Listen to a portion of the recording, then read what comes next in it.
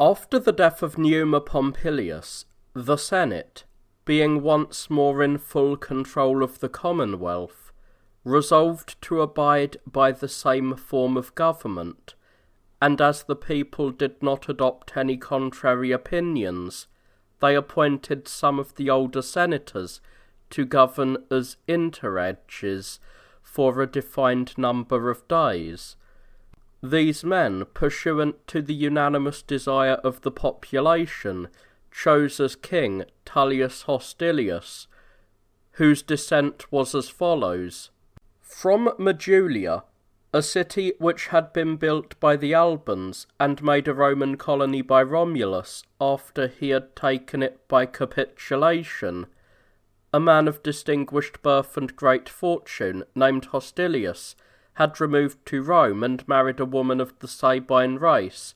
the daughter of Hercilius, the same woman who had advised her countrywoman to go as envoys to their fathers on behalf of their husbands at the time when the Sabines were making war against the Romans, and was regarded as the person chiefly responsible for the alliance then concluded by the leaders of the two nations. This man, after taking part with Romulus in many wars and performing mighty deeds in the battle with the Sabines, died, leaving an only son, a young child at the time, and was buried by the king in the principal part of the Forum, and honoured with a monument and an inscription testifying to his valour. His only son, having come to manhood and married a woman of distinction, had by her Tullius Hostilius, a man of action, the same who was now chosen king by a vote passed by the citizens concerning him according to the laws, and the decision of the people was confirmed by favourable omens from heaven. The year in which he assumed the sovereignty was the 2nd of the 27th Olympiad, the one in which Eurybates, an Athenian, won the prize in the foot race, Leostratus being Archon at Athens. Tullius immediately upon his ascension gained the hearts of all the labouring class and of the needy among the populace by performing an act of the most splendid kind. It was this. The kings before him had possessed much fertile land, especially reserved for them, from the revenues of which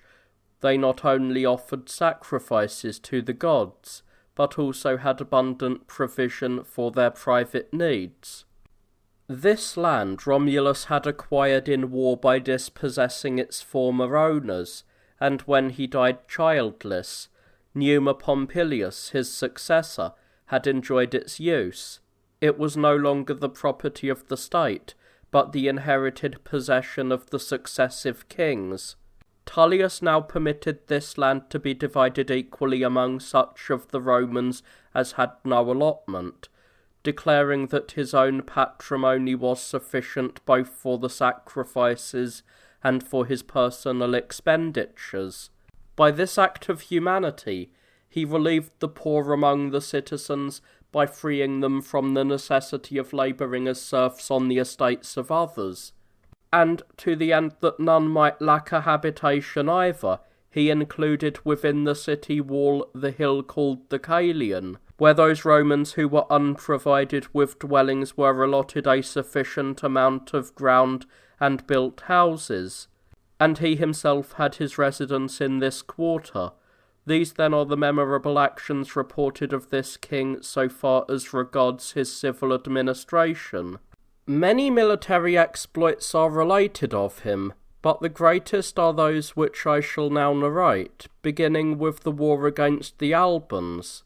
The man responsible for the quarrel between the two cities and the severing of their bond of kinship was an Alban named Cluiluius, who had been honoured with the chief magistracy.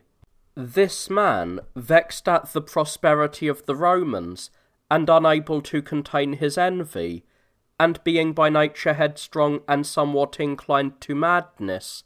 resolved to involve the cities in war with each other. But not seeing how he could persuade the Albans to permit him to lead an army against the Romans without just and urgent reasons, he contrived a plan of the following sort. He permitted the poorest and boldest of the Albans to pillage the fields of the Romans, promising them immunity, and so caused many to overrun the neighbouring territory in a series of plundering raids, as they would now be pursuing without danger gains from which they would never desist even under the constraint of fear. In doing this, he was following a very natural line of reasoning, as the events bore witness, for he assumed that the Romans would not submit to being plundered and would rush to arms, and he would thus have an opportunity of accusing them to his people as the aggressors in the war. And he also believed that the majority of the Albans, envying the prosperity of their colony, would gladly listen to those false accusations, and would begin war against the Romans. And this is just what happened. For when the worst elements of each city fell to robbing and plundering each other, and at last a Roman army made an incursion into the territory of the Albans, and killed or took prisoner many of the bandits, Cluilius assembled the people and inveighed against the Romans at great length,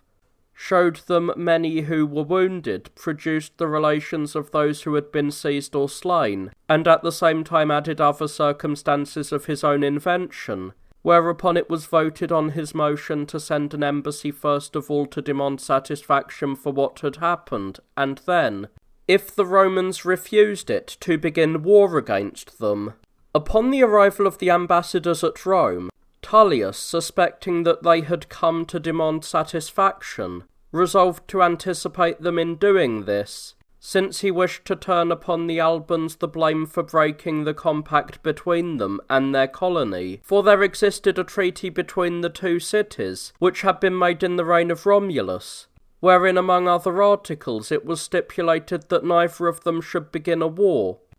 but if either complained of any injury whatsoever, that city would demand satisfaction from the city which had done the injury, and failing to obtain it, should then make war as a matter of necessity, the treaty being looked upon as already broken. Tullius, therefore, taking care that the Romans should not be the first called upon to give satisfaction, and by refusing it become guilty in the eyes of the Albans, ordered the most distinguished of his friends to entertain the ambassadors of the Albans with every courtesy, and to detain them inside their homes, while he himself, pretending to be occupied with some necessary business, put off their audience. The following night he sent to Alba some Romans of distinction, duly instructed as to the course they should pursue, together with the Fetiales, to demand satisfaction from the Albans for the injuries the Romans had received.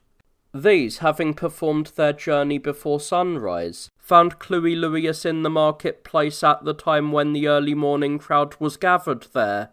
and having set forth the injuries which the Romans had received at the hands of the Albans, they demanded that he should act in conformity with the compact between the cities. But Cluilius, alleging that the Albans had been first in sending envoys to Rome to demand satisfaction, and had not even been vouchsafed an answer, ordered the Romans to depart on the grounds that they had violated the terms of the treaty, and declared war against them. The chief of the embassy, however, as he was departing, demanded from Cluilius an answer to just this one question,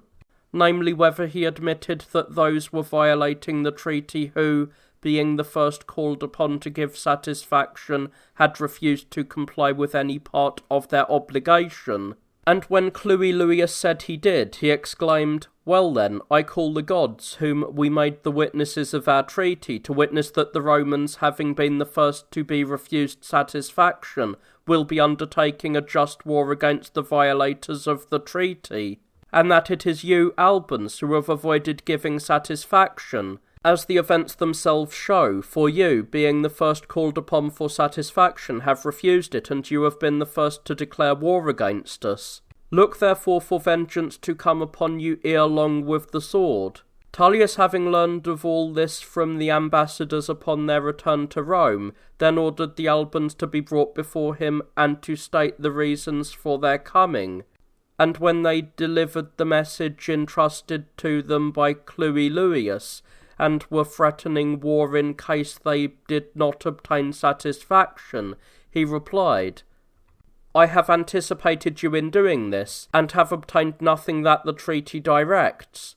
I declare against the Albans the war that is both necessary and just." After these pretences, they both prepared themselves for war, not only arming their own forces, but also calling to their assistance those of their subjects. And when they had everything ready, the two armies drew near to each other and encamped at the distance of 40 stades from Rome, the Albans at the Cluiluian ditches, as they are called, for they still preserve the name of the man who constructed them, and the Romans a little further inside, having chosen the most convenient place for their camp.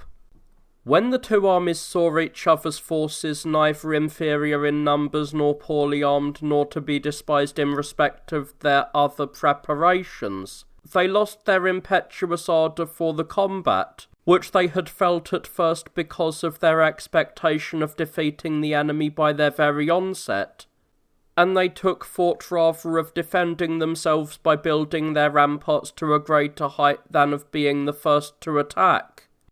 At the same time, the most intelligent among them began to reflect, feeling that they were not being governed by the best counsels, and there was a spirit of fault-finding against those in authority,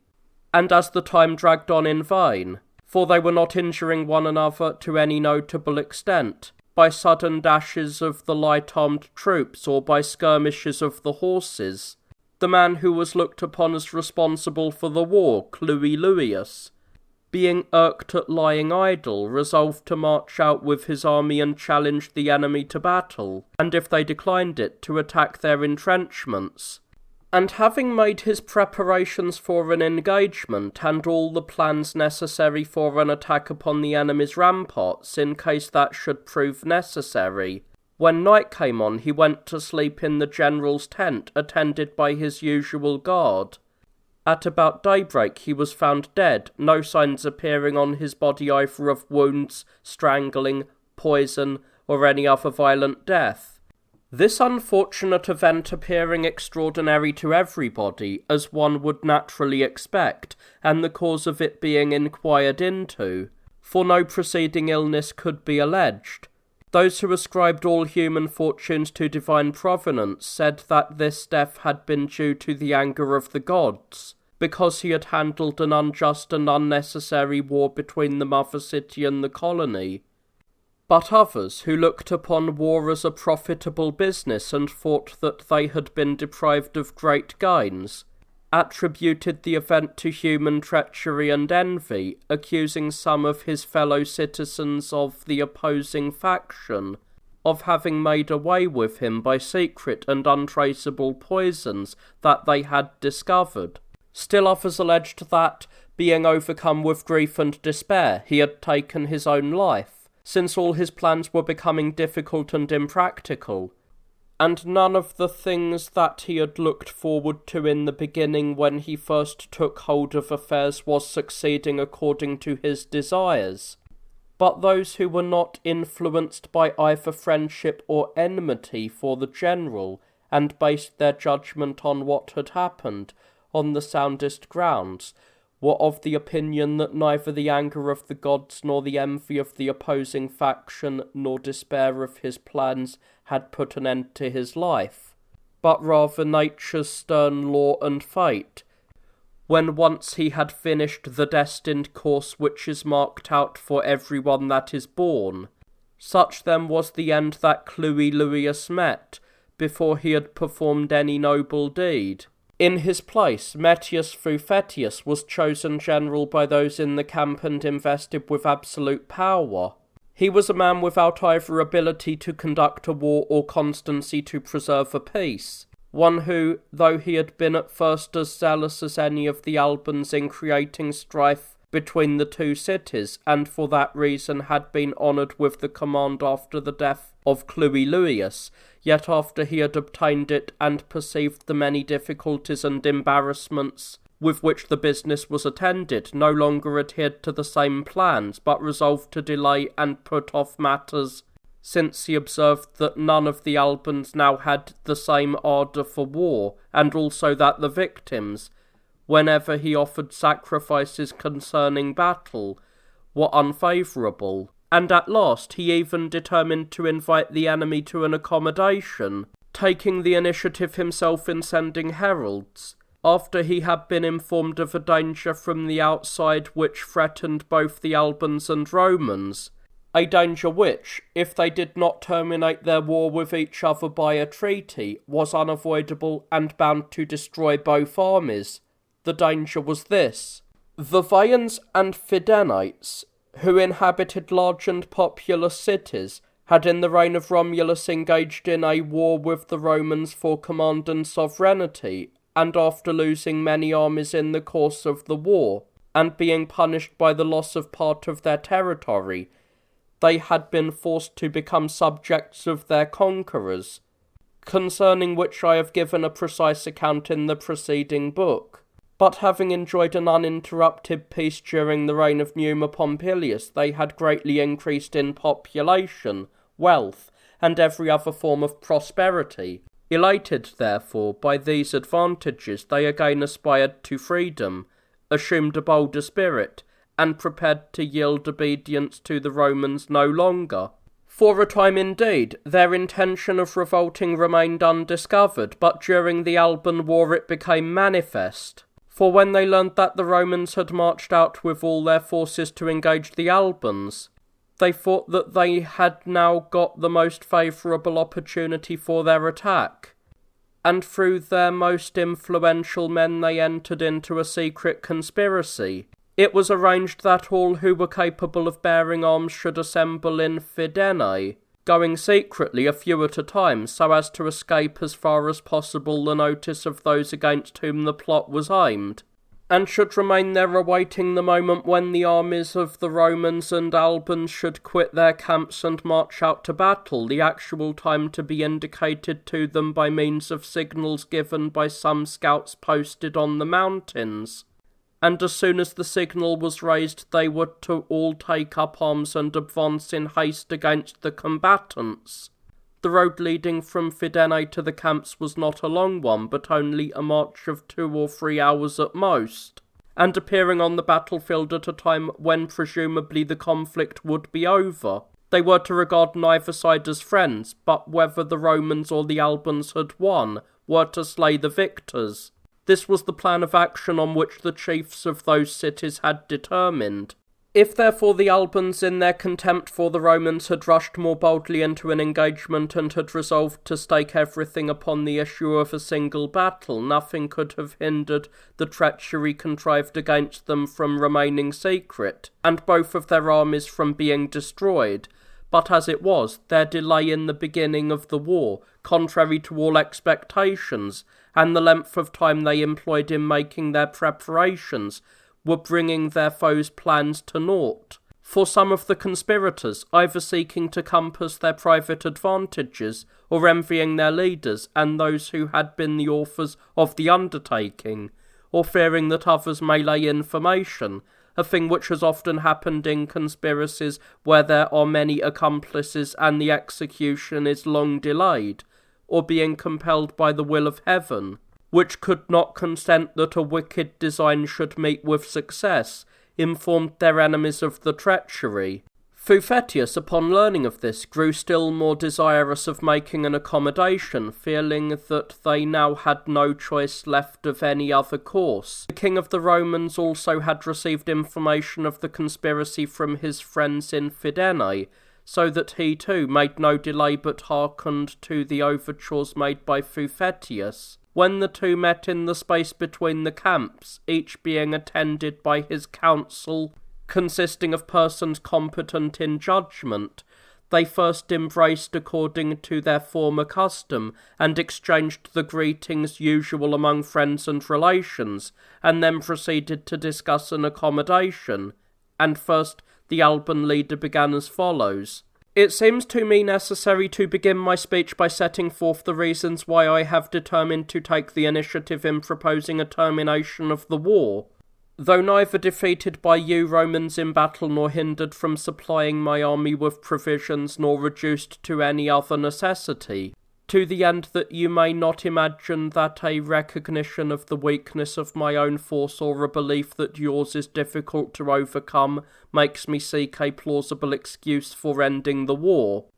For should you entertain such an opinion of us, you would be intolerably severe, and, as if you were already victorious in the war, you could not bring yourself to do anything reasonable. In order, therefore, that you may not impute to me false reasons for my purpose to end the war, listen to the true reasons. My country have appointed me general with absolute power. As soon as I took over the command, I considered what were the causes which had disturbed the peace of our cities, and finding them trivial and petty, and of too little consequence to dissolve so great a friendship and kinship, I concluded that neither we Albans nor you Romans had been governed by the best counsels. And I was further convinced of this, and led to condemn the great madness that we both have shown. Once I had taken hold of affairs and began to sound out each man's private opinion. For I found that the Albans, neither in their private meetings nor in their public assemblies, were all of one mind regarding the war.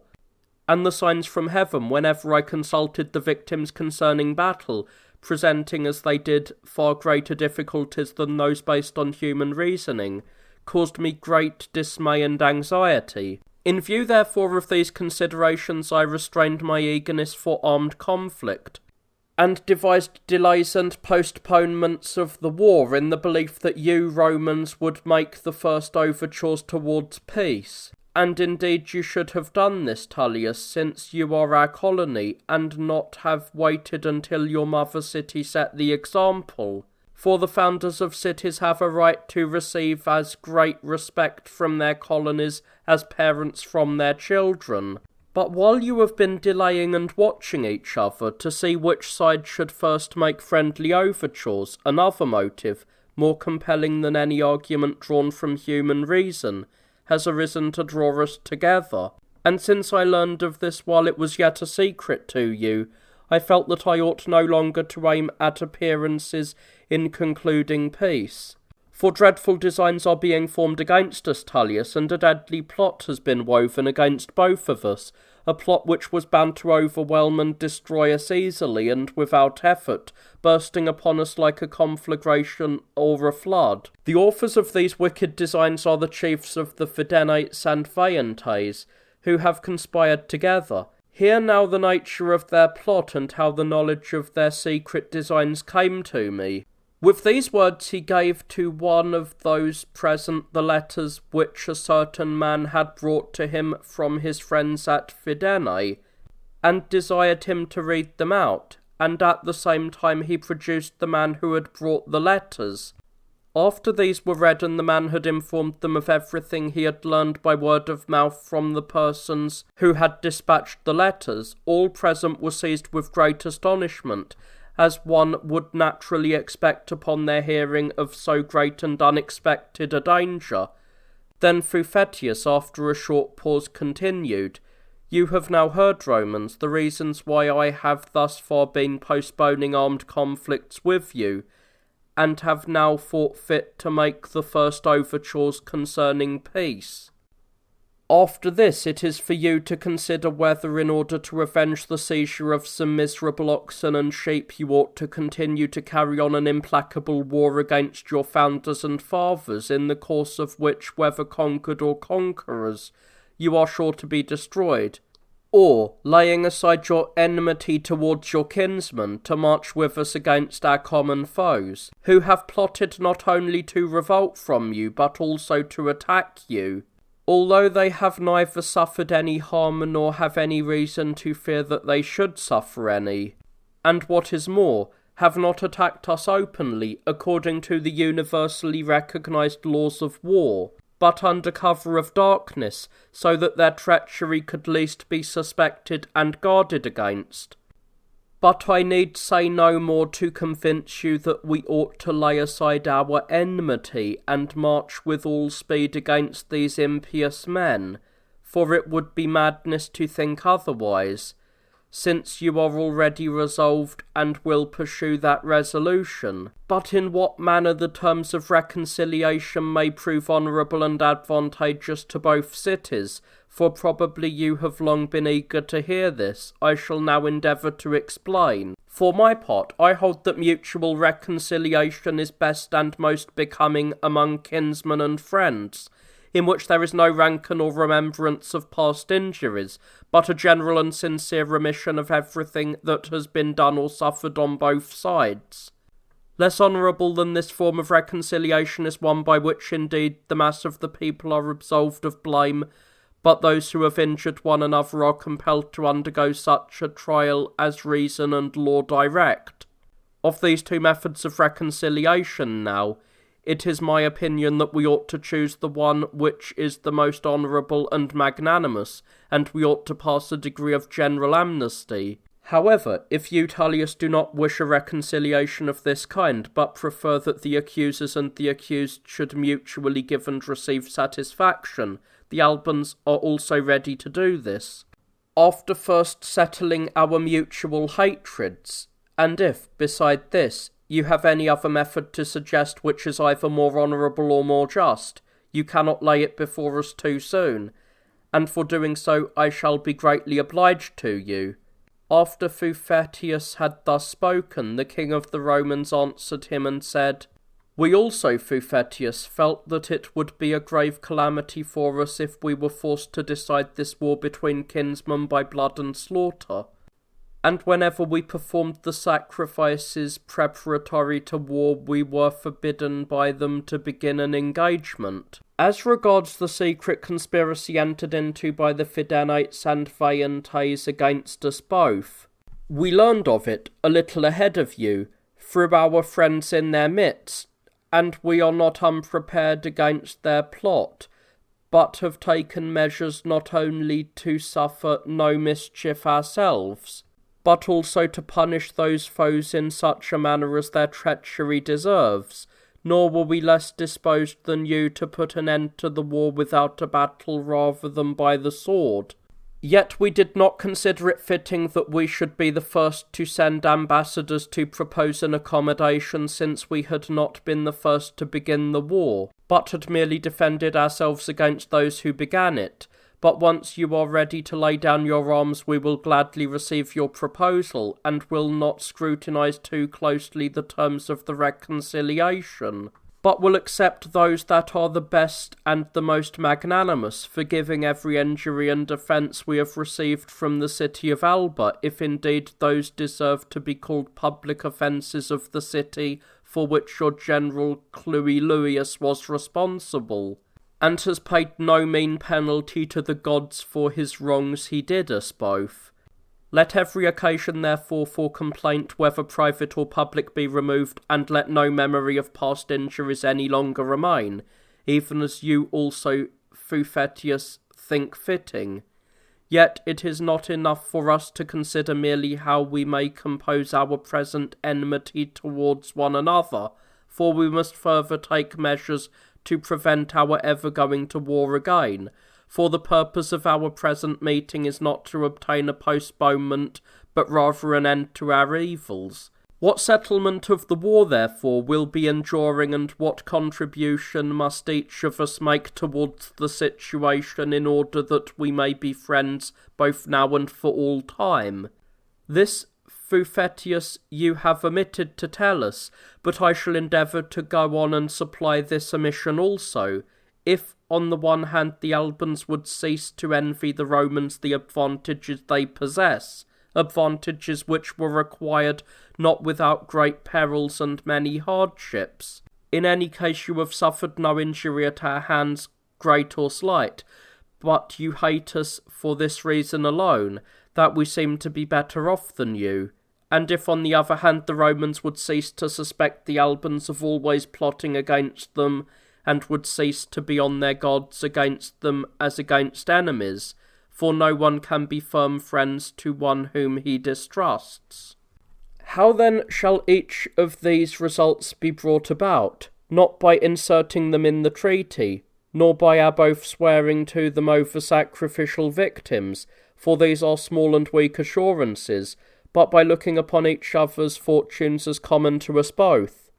For there is only one cure, Fuphetius, for the bitterness which men feel over the advantage of others, and that is for the envious no longer to regard the advantages of the envied as other than their own. In order to accomplish this, I think the Romans ought to place equally at the disposal of the Albans all the advantages they either now or shall hereafter possess, and that the Albans ought cheerfully to accept this offer, and all of you, if possible, or at least the most and the best of you, become residents of Rome. Was it not indeed a fine thing for the Sabines and the Tyrrhenians to leave their own cities and transfer their habitation to Rome? And for you, who are our nearest kinsmen, will it not accordingly be a fine thing if this same step is taken? If, however, you refuse to inhabit the same city with us, which is already large and will be larger, but are going to cling to your ancestral hearths, do this at least. Appoint a single council to consider what shall be of advantage to each city, and give the supremacy to that one of the two cities which is the most powerful and is in a position to render the greatest services to the weaker. This is what I recommend, and I believe that if these proposals are carried out, then we shall be lasting friends. Whereas, so long as we inhabit two cities of equal eminence, as at present, there will never be harmony between us. Fuphetius, hearing this, desired time for taking counsel, and withdrawing from the assembly along with the Albans who were present, he consulted with them whether they should accept this proposal. Then, having taken the opinions of all, he returned to the assembly and spoke as follows. We do not think it best, Tullius, to abandon our country, or to desert the sanctuaries of our fathers, the hearths of our ancestors, and the place which our forebears have possessed for nearly 500 years, particularly when we are not compelled to such a course either by war or by any other calamity inflicted by the hands of heaven. But we are not opposed to establishing a single council and letting one of the two cities rule over the other. Let this article then also be inserted in the treaty, if agreeable, and let every excuse for war be removed. These conditions having been agreed upon, they fell to disputing which of the two cities should be given the supremacy, and many words were spoken by both of them upon this subject, each contending that his own city should rule over the other. The claims advanced by the Alban leader were as follows. As for us, Tullius, we deserve to rule over even all the rest of Italy, insomuch as we represent a Greek nation and the greatest nation of all that inhabit this country. But to the sovereignty of the Latin nation, even if no other, we think ourselves entitled, not without reason, but in accordance with the universal law of nature bestowed upon all men, that ancestors should rule their posterity, and above all our other colonies, against whom we have thus far no reason to complain. We think we ought to rule your city, having sent our colony thither not so long ago that the stock sprung from us is already extinct, exhausted by the lapse of time, but only the third generation before the present. If indeed nature, inventing human rights, shall ever command the young to rule over the old and posterity over their progenitors, then we shall submit to seeing the mother city ruled over by its colony, but not before. This then is one argument we offer in support of our claim, in virtue of which we will never willingly yield the command to you. Another argument, and do not take this as said by way of censure or reproach for you Romans, but merely from necessity, is the fact that the Alban race has to this day continued the same that it was under the founders of the city, and one cannot point to any race of mankind except the Greeks and Latins,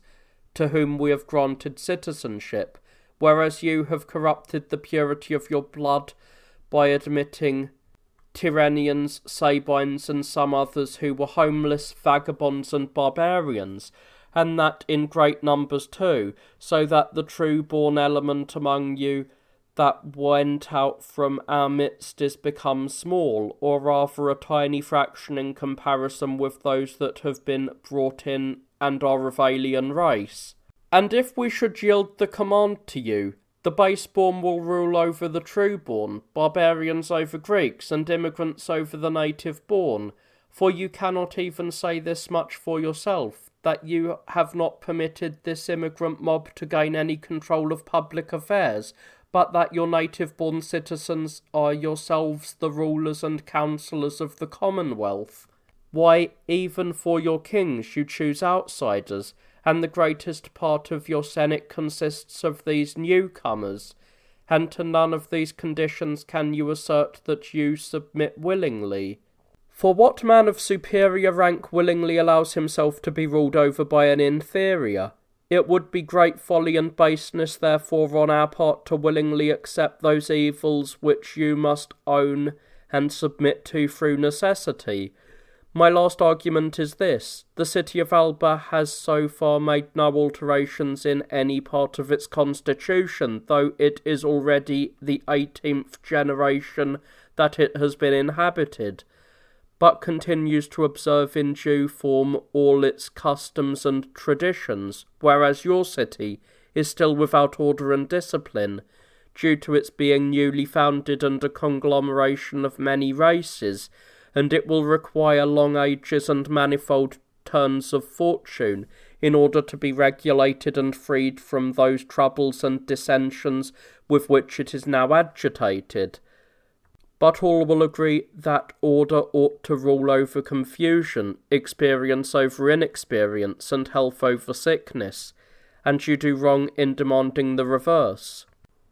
After Fuphetius had thus spoken, Tullius answered and said, The right which is derived from nature and the virtue of one's ancestors, Fuphetius and ye men of Alba, is common to us both, for we both boast the same ancestors, so that on this score neither of us ought to have any advantage or suffer any disadvantage. But as to your claim that by a kind of necessary law of nature, mother cities should invariably rule over their colonies, this is neither true nor just. Indeed, there are many races of mankind amongst which the mother cities do not rule over their colonies but are subject to them. The greatest and most conspicuous instance of this is the Spartan state, which claims the right not only to rule over the other Greeks but even over the Doric nation, of which she is a colony. But why should I mention the others? For you who colonize our city are yourself a colony of the Lavinians. If therefore it is a law of nature that the mother city should rule over its colony, would not the Lavinians be the first to issue their just orders to both of us? To your first claim, then, and the one which carries with it the most specious appearance,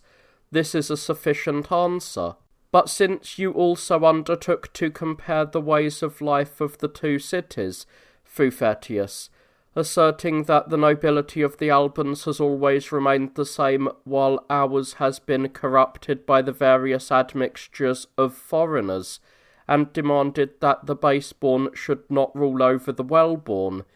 nor newcomers over the native-born. Know then that in making this claim, too, you are greatly mistaken.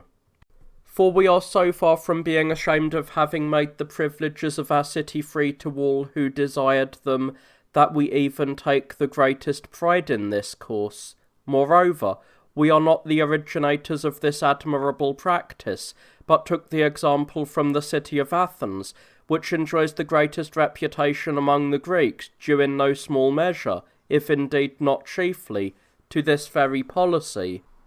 And this principle, which has been to us the source of many advantages, affords us no grounds either for complaint or regret, as if we had committed some error. Our chief magistracies and membership in the Senate are held, and the other honours among us are enjoyed, not by men possessed of great fortunes, nor by those who can show a long line of ancestors all native to the country, but by such as are worthy of these honours, For we look upon the nobility of men as consisting in nothing else than in virtue. The rest of the populace are the body of the commonwealth, contributing strength and power to the decisions of the best men. It is owing to this humane policy that our city, from small and contemptible beginnings, is become large and formidable to its neighbours, and it is this policy which you condemn, Fuphetius, that has laid the foundations of the supremacy which none of the other Latins disputes with us. For the power of states consists in the force of arms, and this in turn depends upon a multitude of citizens, whereas for small states, that are sparsely populated, and for that reason weak, it is not possible to rule others, nay, even to rule themselves. On the whole, I am of the opinion that a man should only then disparage the government of other states and extol his own, when he can show that his own, by following the principles he lays down, is grown flourishing and great, and that the states he censures, by not adopting them, are in an unhappy plight. But this is not our situation. On the contrary, your city, beginning with great brilliance and enjoying greater resources than ours, has sunk to lesser importance, while we, from small beginnings at first, have in a short time made Rome greater than all the neighbouring cities by following the very policies that you condemn. And as for factional strife, since this also Fuphetius met with your censure, it tends not to destroy and diminish our commonwealth, but to preserve and enhance it. For there is emulation between our youths and our older men, and between the newcomers and those who invited them in, to see which of us shall do more for the common welfare. In short, those who are going to rule others ought to be endowed with those two qualities, strength in war and prudence in counsel, both of which are present in our case. And that this is no empty boast, experience more powerful than any argument bears us witness. It is certain in any case that the city would not have attained to such greatness and power in its third generation, had not both valour and prudence abounded in it. Sure proof of its strength is afforded by the behaviour of many cities of the Latin race which owe their founding to you, but which, nevertheless, scorning your city, have come over to us, choosing rather to be ruled by the Romans than by the Albans, because they look upon us as capable of doing both good to our friends and harm to our enemies,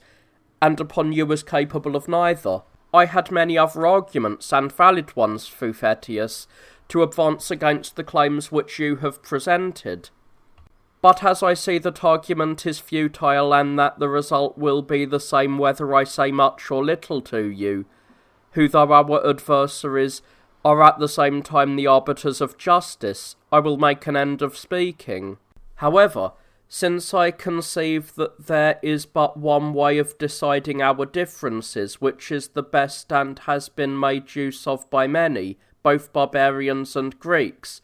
when hatred has arisen between them either over the supremacy or over some territory in dispute, I shall propose this and then conclude.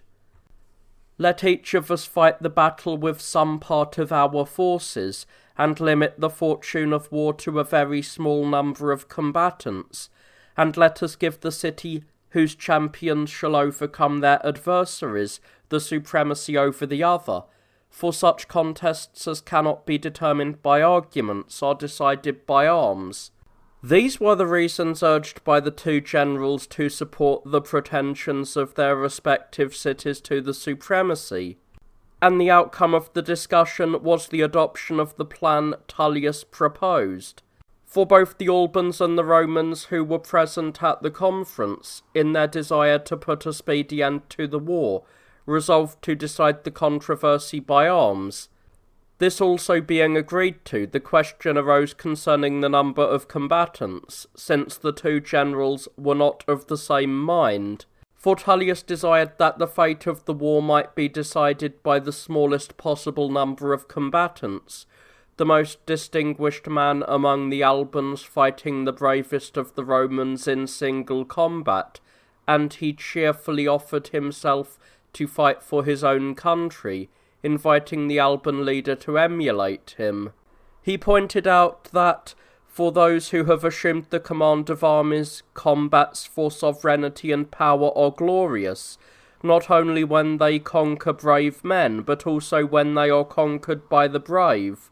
And he enumerated all the generals and kings who have risked their lives for their country, regarding it as a reproach to them to have a greater share of the honours than others, but a smaller share of the dangers. The Albans, however, while approving of the proposal to commit the fate of the city to a few champions, would not agree to decide it by single combat. He owned that when commanders of the armies were seeking to establish their own power, a combat between them for the supremacy was noble and necessary. But with states themselves, when they were contending for the first place, he thought the risk of single combat not only hazardous but even dishonourable, whether they met with good or ill fortune. And he proposed that 3 chosen men from each city should fight in the presence of all the Albans and all the Romans, declaring that this was the most suitable number for deciding any matter in controversy, as containing in itself a beginning, a middle, and an end. This proposal, meeting with the approval of both the Romans and the Albans, the conference broke up and each side returned to its own camp. After this, the generals assembled their respective armies and gave them an account both of what they had said to each other and of the terms upon which they had agreed to put an end to the war. And both armies, having with great appropriation ratified the agreement entered into by their generals, there arose a wonderful emulation among the officers and soldiers alike, since a great many were eager to carry off the prize of valour in the combat, and expressed their emulation not only by their words but also by their actions, so that their leaders found great difficulty in selecting the most suitable champions. For if anyone was renowned for his illustrious ancestry or remarkable for his strength of body, famous for some brave deed in action, or distinguished by some other good fortune or bold achievement, he insisted upon being chosen first among the 3 champions.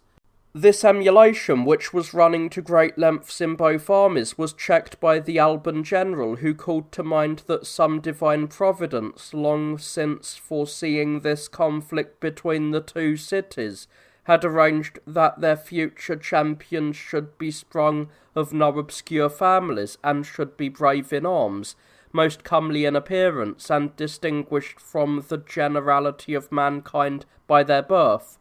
which should be unusual and wonderful because of its extraordinary nature. It seems that Sicinius and Alban had at one and the same time married his twin daughters to Horatius a Roman, and to Curatius an Alban, and the 2 wives came with child at the same time, and each was brought to bed, at her first lying in, of 3 male children. The parents, looking upon the event as a happy omen both to their cities and their families, brought up all 3 children until they arrived at manhood.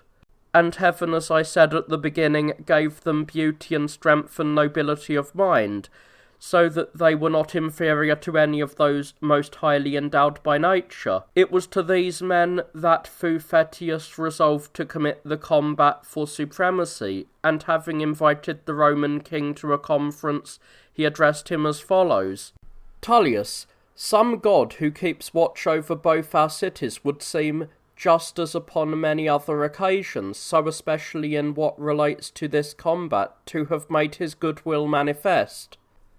For that the champions who are to fight on behalf of all their people should be found inferior to none in birth, brave in arms, most comely in appearance, and that they should furthermore have been born of one father and mother, and, most wonderfully of all, that they should have come into the world on the same day,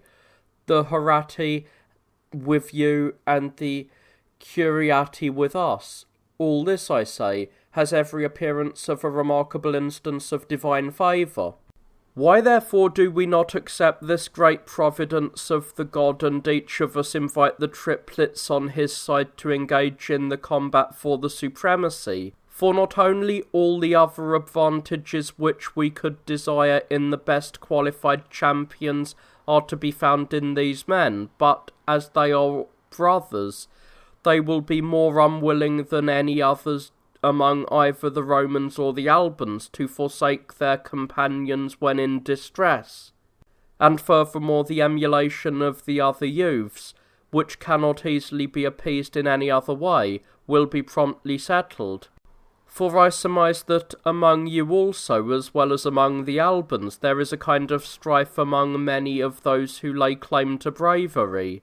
But if we inform them that some providential fortune has anticipated all human effort, and has itself furnished us with champions qualified to engage upon equal terms in the cause of the cities, we shall easily persuade them to desist,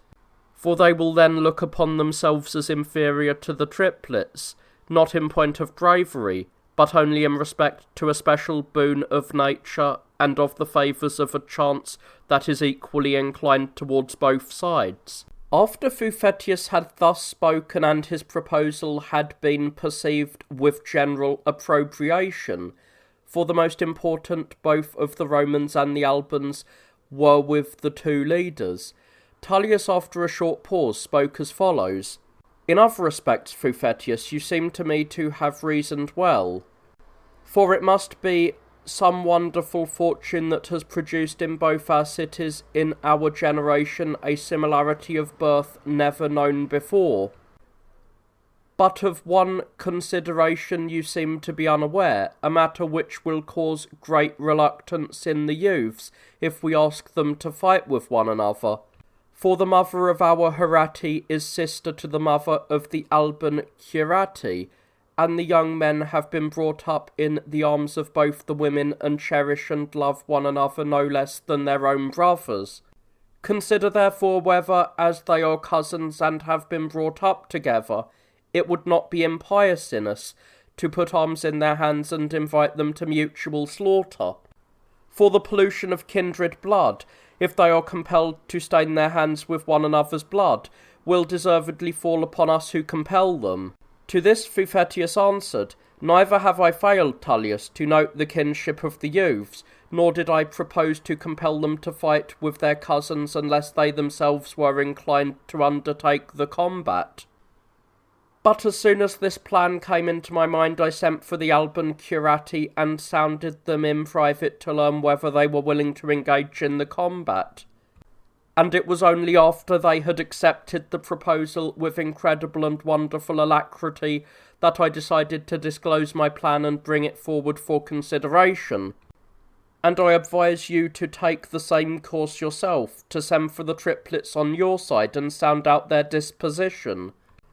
And if they too agree of their own accord to risk their lives for their country, accept the favour, but if they hesitate, bring no compulsion to bear upon them. I predict, however, the same result with them as with our own youths. That is, if they are such men as we have been informed, like the few most highly endowed by nature, and are brave in arms, for the reputation of their valour has reached us also." Tullius accordingly approved of this advice, and made a truce for 10 days in order to have time to deliberate and give his answer after learning the disposition of the Horatii, and thereupon he returned to the city. During the following days he consulted with the most important men, and when the greater part of them favoured accepting the proposals of Fuphetius, he sent for the 3 brothers and said to them, "Horatii, Fuphetius the Alban informed me at a conference the last time we met at the camp, that by divine providence 3 brave champions were at hand for each city, the noblest and most suitable of any we could hope to find, the Curatii among the Albans and you among the Romans." He added that upon learning of this he had himself first inquired whether your cousins were willing to give their lives for their country, and that, finding them very eager to undertake the combat on behalf of all their people, he could now bring forward this proposal with confidence. and he asked me also to sound you out, to learn whether you would be willing to risk your lives for your country by engaging with the Curati, or whether you choose to yield dishonour to others. I, in view of your valour and your gallantry in action, which are not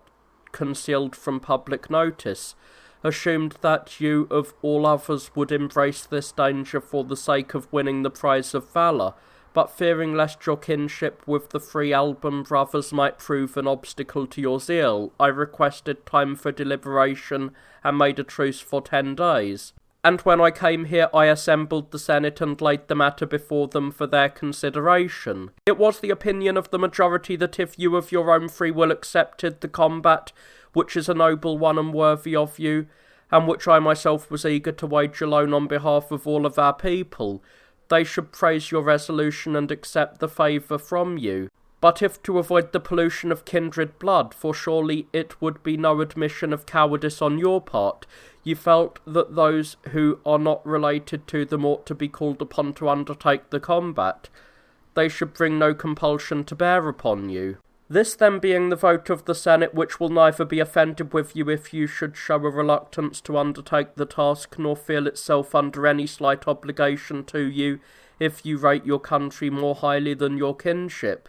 deliberate carefully and well. The youths, upon hearing these words, withdrew to one side, and after a short conference together returned to give their answer. The eldest on behalf of them all spoke as follows. If we were free and sole masters of our decisions, Tullius, and you had given us the opportunity to deliberate concerning the combat with our cousins, we should without further delay have given you our thoughts upon it. But since our father is still living, without whose advice we do not think it proper to say or do the least thing, we ask you to wait a short time for our answer until we have talked with him. Tullius having commended their filial devotion and told them to do as they proposed,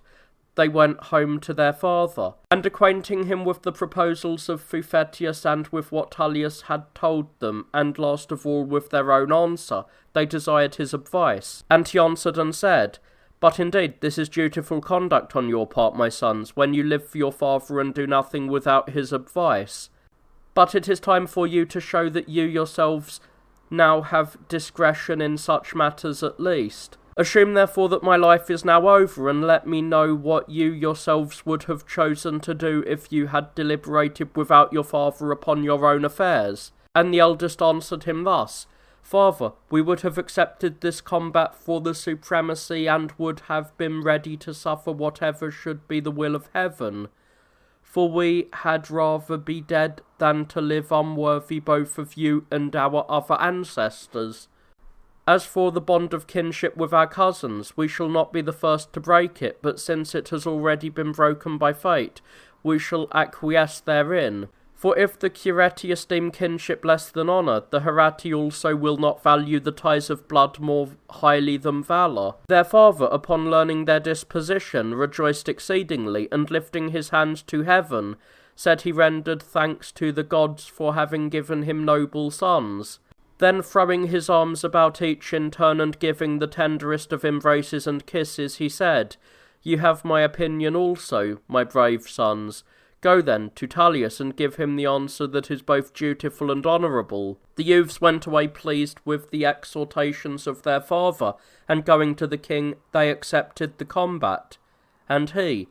after assembling the Senate and sounding the praises of the youths, sent ambassadors to the Albans to inform them that the Romans accepted his proposal and would offer the Herati to fight for the sovereignty. As my subject requires not only that a full account of the way the battle was fought should be given, but also that the subsequent tragic events, which resemble the sudden reversals of fortune seen upon the stage, should be related in no perfunctory manner, I shall endeavour as far as I am able to give an accurate account of every incident. When the time came then for giving effect to the terms of the agreement, the Roman forces marched out in full strength, and afterwards the youths, when they had offered up their prayers to the gods of their fathers, they advanced accompanied by the king, while the entire throng that filled the city acclaimed them and strewed flowers upon their heads. By this time the Alban's army had also marched out.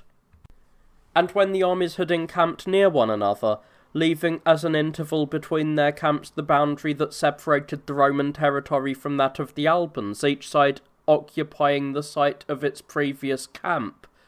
they first offered sacrifices and swore over the burnt offerings that they would acquiesce in whatever fate the event of the combat between the cousins should allot to each city, and that they would keep inviolate their agreement, neither that they nor their posterity would make use of any deceit. Then, after performing the rites which religion required, both the Romans and the Albans laid aside their arms and came out in front of their camps to be spectators of the combat, leaving an interval of 3 or 4 stades for the champions. And presently appeared the Alban general conducting the curiati, and the Roman king escorting the herati, all of them armed in the most splendid fashion, and withal dressed like men about to die. When they came near to one another, they gave their swords to their armour-bearers, and running to one another, embraced, weeping, and calling each other by the tenderest names, so that all the spectators were moved to tears, and accursed both themselves and their leaders of great heartlessness, in that, when it was possible to decide the battle by other champions, they had limited the combat on behalf of the cities to men of kindred blood, and compelled the pollution of fratricide. The youths, after their embraces were over, received their swords from their armour-bearers, and the bystanders having retired, they took their places according to age and began the combat. For a time, quiet and silence prevailed in both armies.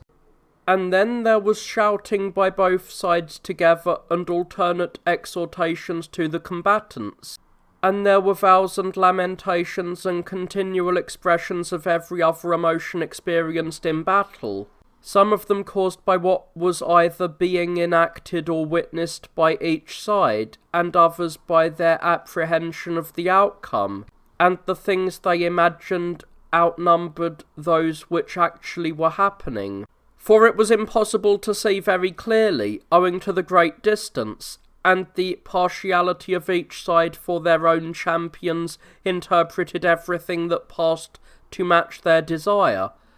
Then, too, the frequent advances and retreats of the combatants, and their many sudden countercharges, rendered any accurate judgment out of the question, and this situation lasted a considerable time. For the champions on both sides not only were alike in strength of body, but were well matched also in nobility of spirit, and they had their entire bodies protected by the choicest armour, leaving no part exposed which, if wounded, would bring on swift death. So that many, both of the Romans and the Albans, from their eager rivalry and from their partiality for their own champion, were unconsciously putting themselves in the position of the combatants, and desired rather to be actors in the drama that was being enacted than to be spectators. At last the eldest of the Albans, closing with his adversary, and giving and receiving blow after blow, happened somehow to run his sword through the Roman's groin.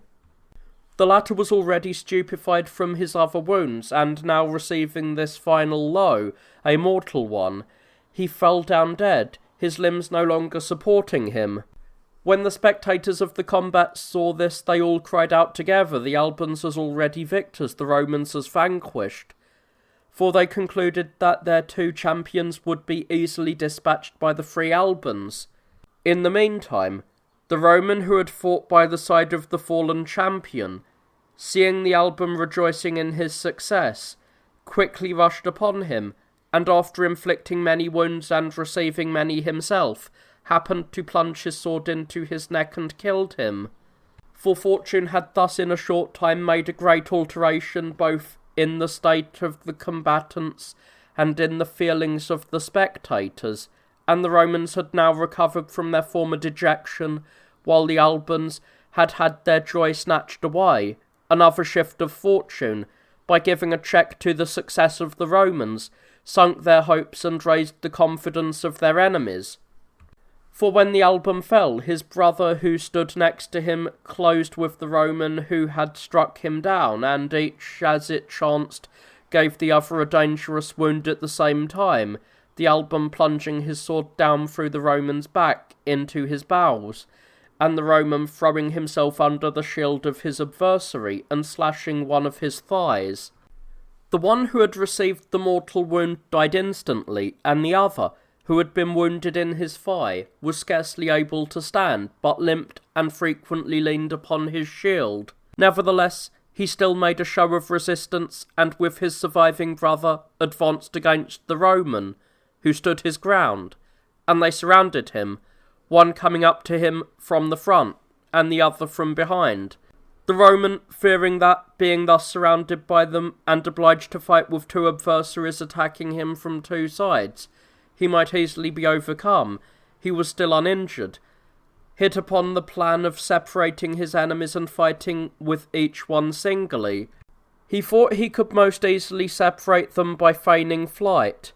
for then he would not be pursued by both the Albans but only by one of them, since he saw that the other no longer had control of his limbs. With this thought in his mind he fled as fast as he could, and it was in his good fortune not to be disappointed in his expectations. For the Alban who was not wounded followed at his heels, while the other, being unable to keep going, was falling altogether too far behind.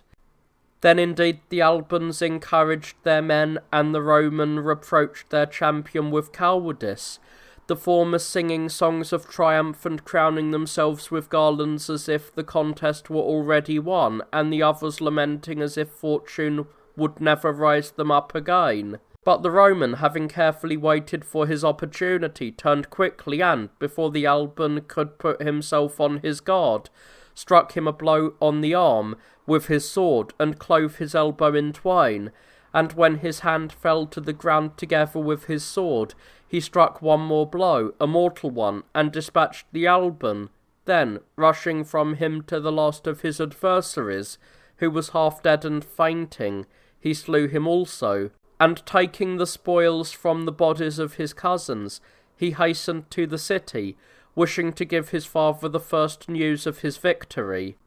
But it was ordained after all that he, as he was but a mortal, should not be fortunate in everything, but should feel some stroke of the envious god who, having from an insignificant man made him great in a brief moment of time, and raised him to wonderful and unexpected distinction, plunged him the same day into the unhappy state of being his sister's murderer. For when he arrived near the gates, he saw a multitude of people of all conditions pouring out from the city, and among them his sister running to meet him. At the first sight of her, he was distressed that a virgin ripe for marriage should have deserted her household tasks at her mother's side, and joined a crowd of strangers. And though he indulged in many absurd reflections, he was at last inclined to those which were honourable and generous, feeling that in her yearning to be the first to embrace her surviving brother, and in her desire to receive an account from him of the gallant behaviour of her dead brothers, she had disregarded decorum in a moment of feminine weakness. However, it was not after all her yearning for her brothers that had led her to venture forth in this unusual manner, but it was because she was overpowered by love for one of her cousins, to whom her father had promised her in marriage, a passion which she had until then kept secret. And when she had overheard a man who had come from the camp relating the details of the combat, she could no longer contain herself, but leaving the house, rushed into the city gates like a maniac, without paying any heed to her nurse who called her and ran to bring her back. But when she got outside the city and saw her brother exulting and wearing the garlands of victory with which the king had crowned him, and his friends carrying the spoils of the slain, among which was an embroidered robe which she herself, with the assistance of her mother, had woven and sent as a present to her betrothed against their nuptial day, for it is the custom of the Latins to array themselves in embroidered robes when they go to fetch their brides. When therefore she saw this robe stained with blood, she rent her garment, and beating her breast with both hands, fell to lamenting and calling upon her cousin by name, so that great astonishment came upon all who were present there. After she had bewailed the death of her betrothed, she stared with fixed gaze at her brother, and said, Most abominable wretch, so you rejoice in having slain your cousin and deprived your most unhappy sister of wedlock, miserable fellow! Why, you are not even touched with pity for your slain kinsmen, whom you were wont to call your brothers, but instead, as if you had performed some noble deed, you are beside yourself with joy and wear garlands in honour of such calamities. Of what wild beast, then, have you the heart? And he, answering her, said, The heart of a citizen who loves his country and punishes those who wish her ill, whether they happen to be foreigners or his own people. And among such I count even you, for though you know that the greatest of blessings and of woes has happened to us at one and the same time, I mean, the victory of your country which I, your brother, am bringing home with me, and the death of your brothers, you neither rejoice in the public happiness of your country, wicked wretch, nor grieve at the private calamities of your own family, but overlooking your own brothers, you lament the fate of your betrothed, and this too, not after taking yourself off somewhere alone under the cover of darkness, curse you, but before the eyes of the whole world, and you reproach me for my valour and my crowns of victory, you pretender to virginity, you hater of your brothers and disgrace to your ancestors. Since therefore you mourn, not for your brothers, but for your cousins, and since though your body is with the living, your soul is with him who is dead, go to him on whom you call, and cease to dishonour either your father or your brothers. After these words, being unable in his hatred of baseness to observe moderation, but yielding to the anger which swayed him, he ran his sword through her side, and having slain his sister, he went to his father. But so averse to baseness and so stern were the manners and thoughts of the Romans of that day, and to compare them with the actions and lives of those of our age, so cruel and harsh, and so little removed from the savagery of wild beasts, that the father, upon being informed of this terrible calamity, far from resenting it, looked upon it as glorious and a becoming action. In fact, he would neither permit his daughter's body to be brought into the house, nor allow her to be buried in the tomb of her ancestors, or given any funeral or burial robe, or other customary rites. But as she lay there where she had been cast, in the place where she was slain, the passers-by, bringing stones and earth, buried her like any corpse which had none to give it a proper burial. Beside these instances of the father's severity, there were still others that I shall mention later. Thus, as if in gratitude for some glorious and fortunate achievements, he offered that very day to the gods of his ancestors the sacrifices he had vowed, and entertained his relations at a splendid banquet, just as upon the greatest festivals, making less account of his private calamities than of the public advantages of his country. This not only Horatius, but many other prominent Romans after him are said to have done. I refer to their offspring sacrifice, and wearing crowns and celebrating triumphs immediately after the death of their sons, when through them the Commonwealth had met with good fortune. Of these I shall make mention in the proper places. After the combat between the triplets, the Romans who were then in the camp buried the slain brothers in a splendid manner in the places where they had fallen, and having offered to the gods the customary sacrifices for victory, were passing their time in rejoicing. On the other side, the Albans were grieving over what had happened, and blaming their leader for bad generalship, and the greatest part of them spent that night without food, and without any other care for their bodies. The next day the king of the Romans called them to an assembly, and consoled them with many assurances that he would lay no command upon them that was either dishonourable, grievous, or unbecoming to kinsmen, and that with impartial judgment he would take thought for what was best and most advantageous for both cities. And having continued Futhetius, their ruler, in the same office, and made no other change in the government, he led his army home. After he had celebrated the triumph which the Senate had decreed for him, and had entered upon the administration of civil affairs, some citizens of importance came to him bringing Horatius to trial, on the grounds that because of his slaying of his sister he was not free of the guilt of shedding a kinsman's blood, and being given a hearing, they argued at length, citing the laws which forbade the slaying of anyone without a trial, and recounting instances of the anger of all the gods against the cities which neglected to punish those who were polluted. But the father spoke in defence of the youth and blamed his daughter, declaring that the act was a punishment, not a murder, and claiming that he himself was the proper judge of the calamities of his own family, since he was the father of both. And a great deal having been said on both sides, the king was in great perplexity as to what decision to pronounce in this case. For he did not think it seemly either to acquit any person of murder who confessed that he had put his sister to death before a trial, and that too, for an act which the law did not concede to be a capital offence, lest by doing so he should transfer the curse and pollution from the criminal to his own household, or to punish as a murderer any person who had chosen to risk his life for his country, and had brought her so great power, especially as he was acquitted of blame by his father, to whom before all others both nature and the law gives the right of taking vengeance in the case of his daughter. Not knowing therefore how to deal with the situation, he at last decided it was best to leave the decision to the people.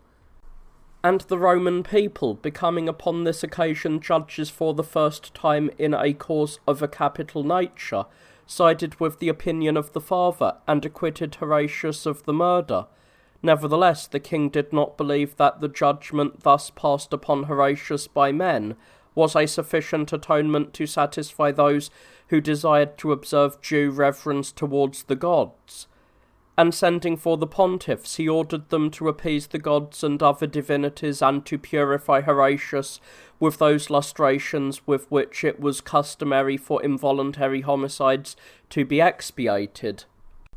The pontiffs erected 2 altars, one to Juno, to whom the care of sisters is allotted, and the other to a certain god or lesser divinity of the country, called in their language Janus, to whom was now added the name Curiatius, derived from that of the cousins who had been slain by Horatius. And after they had offered certain sacrifices upon these altars, they finally, among other expiations, led Horatius under the yoke. It is customary among the Romans, when enemies deliver up their arms and submit to their power, to fix 2 pieces of wood upright in the ground and fasten a third to the top of them transversely, then to lead their captives under this structure, and after they have passed through, to grant them their liberty and leave them to return home. They call this a yoke, and it was the last of the customary expiatory ceremonies used upon this occasion by those who purified Horatius. The place in the city where they performed this expiation is regarded by all Romans as sacred. It is in the street that leads down from the Carinae as one goes towards Cupreus Street. Here the altars then erected still remain, and over them extends a beam which is fixed in each of the opposite walls. The beam lies over the heads of those who go out of this street, and is called in the Roman tongue the Sisters' Beam. This place, then, is still preserved in the city as a monument to this man's misfortune, and honoured by the Romans with sacrifices every year. Another memorial of the bravery he displayed in the combat is the smaller corner pillar standing at the entrance of one of the 2 porticos in the Forum, upon which were placed the spoils of the 3 Alban brothers. The arms, it is true, have disappeared because of the lapse of time, but the pillar still preserves its name, and is called Pillar Horatia, or the Horatian Pillar. The Romans also have a law enacted in consequence of this episode and observed even to this day, which confers immortal honour and glory upon these men. It provides that the parents of triplets shall receive from the public treasury the cost of rearing them until they are grown.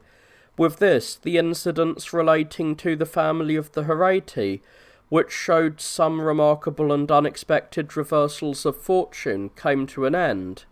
The king of the Romans, after letting a year pass, during which he made the necessary preparations for war, resolved to lead out his army against the city of the Fidenites.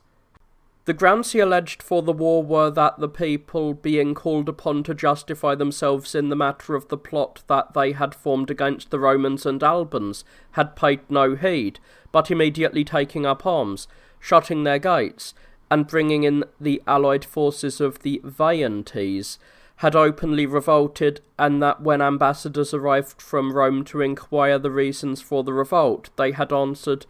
that they no longer had anything in common with the Romans since the death of Romulus, their king, to whom they had sworn their oaths of friendship. Seizing on these grounds for war, Tullius was not only arming his own forces, but also sending for those of his allies. The most numerous as well as the best auxiliary troops were brought to him from Alba by Metius Fufetius,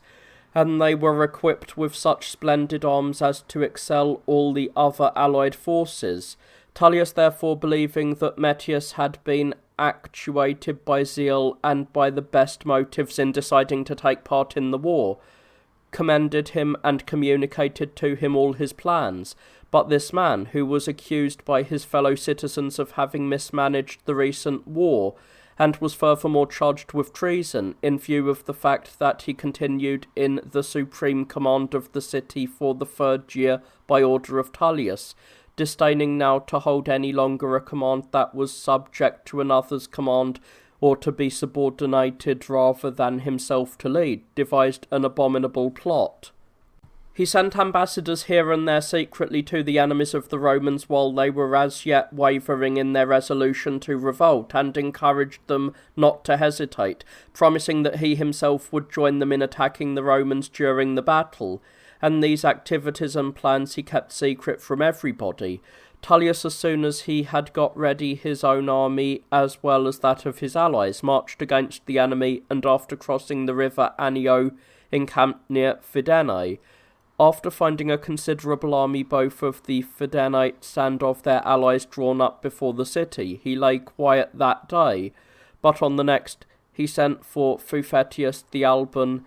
and the closest of his other friends, and took counsel with them concerning the best method of conducting the war. And when all were in favour of engaging promptly and not wasting time, he assigned them their several posts and commands, and having fixed the next day for the battle, he dismissed the council. In the meantime, Fufetius the Alban, for his treachery was still a secret to many even of his own friends, calling together the most prominent centurions and tribunes among the Albans, addressed them as follows: "Tribunes and centurions, I am going to disclose to you important and unexpected things, which I have hitherto been concealing, and I beg of you to keep them secret if you do not wish me to be ruined, and to assist me in carrying them out if you think their realization will be advantageous. The present occasion does not permit of many words, as the time is so short. As such, I shall mention only the most essential matters. I, from the time we were subordinated to the Romans up until this day, have led a life full of shame and grief, though honoured by the king with the supreme command, which I am now holding for the 3rd year, and may, if I should so desire, hold as long as I live, but regarding it as the greatest of all evils to be the only fortunate man in a time of public misfortune, and taking it to heart that, contrary to all the rights mankind look upon as sacred, we have been deprived by the Romans of our supremacy, I took thought how we might recover it without experiencing any great disaster, and although I considered many plans of every sort, the only way I could discover that promised success, and at the same time the easiest and the least dangerous one, was in hand a war should be started against them by the neighbouring states, for I assumed that when confronted by such a war they would have need of allies, and particularly of us. As to the next step, I assumed that it would not require much argument to convince you that it is more glorious as well as more fitting to fight for our liberty than for the supremacy of the Romans. With these thoughts in mind, I secretly stirred up a war against the Romans on the part of their subjects, encouraging the Veientines and Fidenates to take up arms by a promise of my assistance in the war, and thus far I have escaped the Romans' notice, as I contrived these things and kept in my own hands the opportune moment for the attack. Just consider now the many advantages we shall derive from this course. First, by not having openly planned a revolt in which there would have been a double danger, either of being hurried or unprepared, and of putting everything to the hazard while trusting to our own strength only, or while we were making preparations and gathering assistance, of being forestalled by an enemy already prepared. We shall now experience neither of these difficulties, but shall enjoy the advantages of both. In the next place, we shall not be attempting to destroy the great and formidable power and good fortune of our adversaries by force, but rather by those means by which everything that is overbearing and not easy to be subdued by force is taken, namely by guile and deceit. And we shall be neither the first nor the only people who have resorted to these means.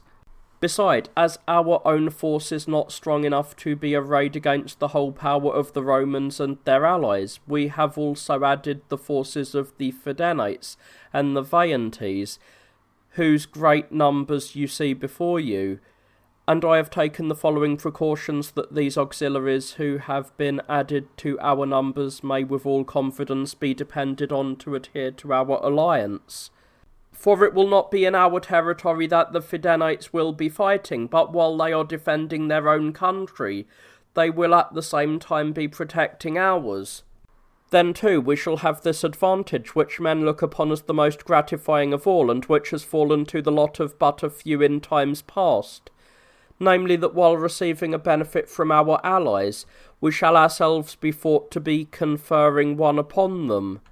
And if this enterprise turns out according to our wish, as is reasonable to expect, the Fidenates and the Veientes, in delivering us from a grievous subjection, will feel gratitude to us, as if it were they themselves who had received this favour at our hands. These are the preparations which I have made after much thought, and which I regard as sufficient to inspire you with the courage and zeal to revolt. Now hear from me the manner in which I have planned to carry out the undertaking. Tullius has assigned me my post under the hill, and has given me the command of one of the wings. When we are about to engage the enemy, I will break ranks and begin to lead up the hill, and you will then follow me with your companions in their proper order. When I have gained the top of the hill and am securely posted, hear in what manner I shall handle the situation after that. If I find my plans turning out according to my wish, that is, if I see that the enemy has become emboldened through confidence in our resistance, and the Romans disheartened and terrified, in the belief that they have been betrayed by us, and contemplating, as they likely will, flight rather than fight, I will fall upon them and cover the field with the bodies of the slain, since I shall be rushing downhill from higher ground, and shall be attacking with a courageous and orderly force men who are frightened and dispersed. For a terrible thing in warfare is the sudden impression, even though ill-grounded, of the treachery of allies, or of an attack by fresh enemies, and we know that many great armies in the past have been utterly destroyed by no other kind of terror so much as by an impression for which there was no ground. But in our case it will be no vain report, no unseen terror, but a deed more dreadful than anything ever seen or experienced. If, however, I find that the contrary of my calculations is in fact coming to pass, for mention must be made also of those things which are wont to happen contrary to human expectation, since our lives bring us many improbable experiences as well, I too shall then endeavour to do the contrary of what I have just proposed. For I shall lead you against the enemy in conjunction with the Romans, and shall share with them the victory, pretending that I occupied the heights with the intention of surrounding the foes drawn up against me. And my claim will seem credible, since I shall have made my actions agreed with my explanation. Thus, without sharing in the danger of either side, we shall have a part in the good fortune of both. I then have determined upon these measures, and with the assistance of the gods I shall carry them out, as being the most advantageous not only to the Albans, but also to the rest of the Latins. It is your part, in the first place, to observe secrecy, and next, to maintain good order, to obey promptly the orders you shall receive, to fight zealously yourselves, and to infuse the same zeal into those who are under your command, remembering that we are not contending for liberty upon the same terms as other people, who have been accustomed to obey others, and who have received that form of government from their ancestors.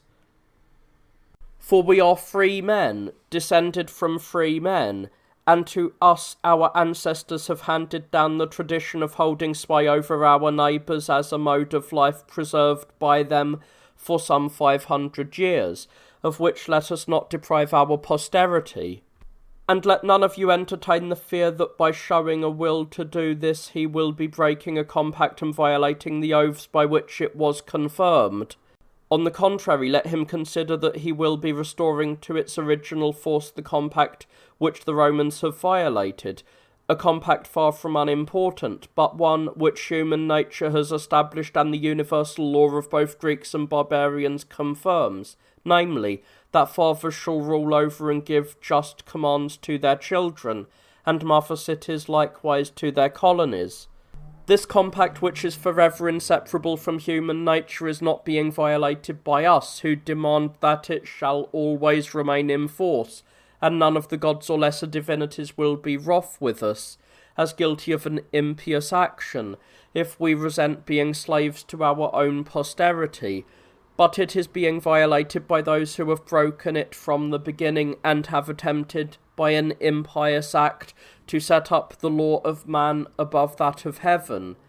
And it is reasonable to expect that the anger of the gods will be directed against them rather than against us, and that the indignation of man will fall upon them rather than upon us. If therefore you all believe that these plans will be the most advantageous, let us pursue them, calling the gods and other divinities to our assistance. But if any of you is minded to the contrary, and either believes that we ought never to recover the ancient dignity of our city, or, while awaiting a more favourable opportunity, favours deferring our undertaking for the present, let him not hesitate to propose his thoughts to the assembly, for we shall follow whatever plan meets with your unanimous approval. Those who were present having approved of this advice and promised to carry out all his orders, he bounded each of them by an oath and then dismissed the assembly. The next day the armies both of the Fidenites and of their allies marched out of their camp at sunrise and drew up in order of battle, and on the other side the Romans came out against them and took their positions. Tullius himself and the Romans formed the left wing, which was opposite to the Veientes, for these occupied the enemy's right, while Metius, Fufetius, and the Albans drew up on the right wing of the Roman army over against the Fidenites, beside the flank of the hill. When the armies drew near one another, and before they came within range of each other's missiles, the Albans, separating themselves from the rest of the army, began to lead their companies up the hill in good order. The Fidenites, learning of this and feeling confident that the Albans' promises to betray the Romans were coming true before their eyes, they now fell to attacking the Romans with greater boldness, and the right wing of the Romans, left unprotected by their allies, was being broken and was suffering severely, but the left, where Tullius himself fought among the flower of the cavalry, carried on the struggle vigorously. In the meantime, a horseman rode up to those who were fighting under the king, and said, "Our right wing is suffering, Tullius, for the Albans have deserted their posts and are hastening up to the heights, and the Fidenites opposite to whom they were stationed extend beyond our wing that is now left unprotected, and are going to surround us." The Romans, upon hearing this and seeing the haste with which the Albans were rushing up the hill, were seized with such fear of being surrounded by the enemy that it did not occur to them either to fight or to stand their ground. Thereupon Tullius, they say, not at all disturbed in mind by so great and so unexpected a misfortune, made use of a stratagem by which he not only saved the Roman army, which was threatened with manifest ruin, but also shattered and brought to naught all the plans of the enemy. For as soon as he had heard the messenger, he raised his voice so as to be heard even by the enemy, and cried, "Romans, we are victorious over the enemy. For the Albans have occupied for us this hill hard by, as you see, by my orders, so as to get them behind the enemy and fall upon them. Consider therefore that we have our greatest foes where we want them, some of us attacking them in front and others in the rear, in a position where, being unable either to advance or to retire, hemmed in as they are by the flanks of the river and by the hill, they will make handsome atonements to us. Forward then, and show your utter contempt of them." These words he repeated as he rode past all the ranks. And immediately the Fidenites became afraid of counter-treachery, suspecting that the Albans had deceived them by a stratagem, since they did not see either that he had changed his battle order so as to face the other way, or that he was promptly charging the Romans according to his promise. But the Romans on their side were emboldened by the words of Tullius and filled with great confidence, and giving a shout, they rushed in a body against the enemy. Upon this the Fidenites gave way and fled towards their city in disorder. The Roman king hurled his cavalry against them while they were in this fear and confusion, and pursued them for some distance. But when he learned that they were dispersed and separated from one another, and neither likely to take thought for getting together again, nor in fact able to do so, he gave over the pursuit and marched against those of the enemy whose ranks were still unbroken and standing their ground. And now there took place a brilliant engagement of the infantry, and a still more brilliant one on the part of the cavalry. For the Veientes who were posted at this point did not give way in terror at the charge of the Roman horse, but maintained the fight for a considerable time. Then, learning that their left wing was beaten, and that the whole army of the Fidenites and of their other allies was in headlong flight, and fearing to be surrounded by the troops that had returned from the pursuit, they also broke their ranks and fled, endeavouring to save themselves by crossing the river. Accordingly, those among them who were strongest, least disabled by their wounds, and had some ability to swim, got across the river without their arms, while all who lacked any of these advantages perished in the eddies, for the stream of the Tiber near Fidenae is rapid and has many windings. Tullius ordered a detachment of the horse to cut down those of the enemy who were pressing towards the river, while he himself led the rest of the army to the camp of the Veientes and captured it by storm.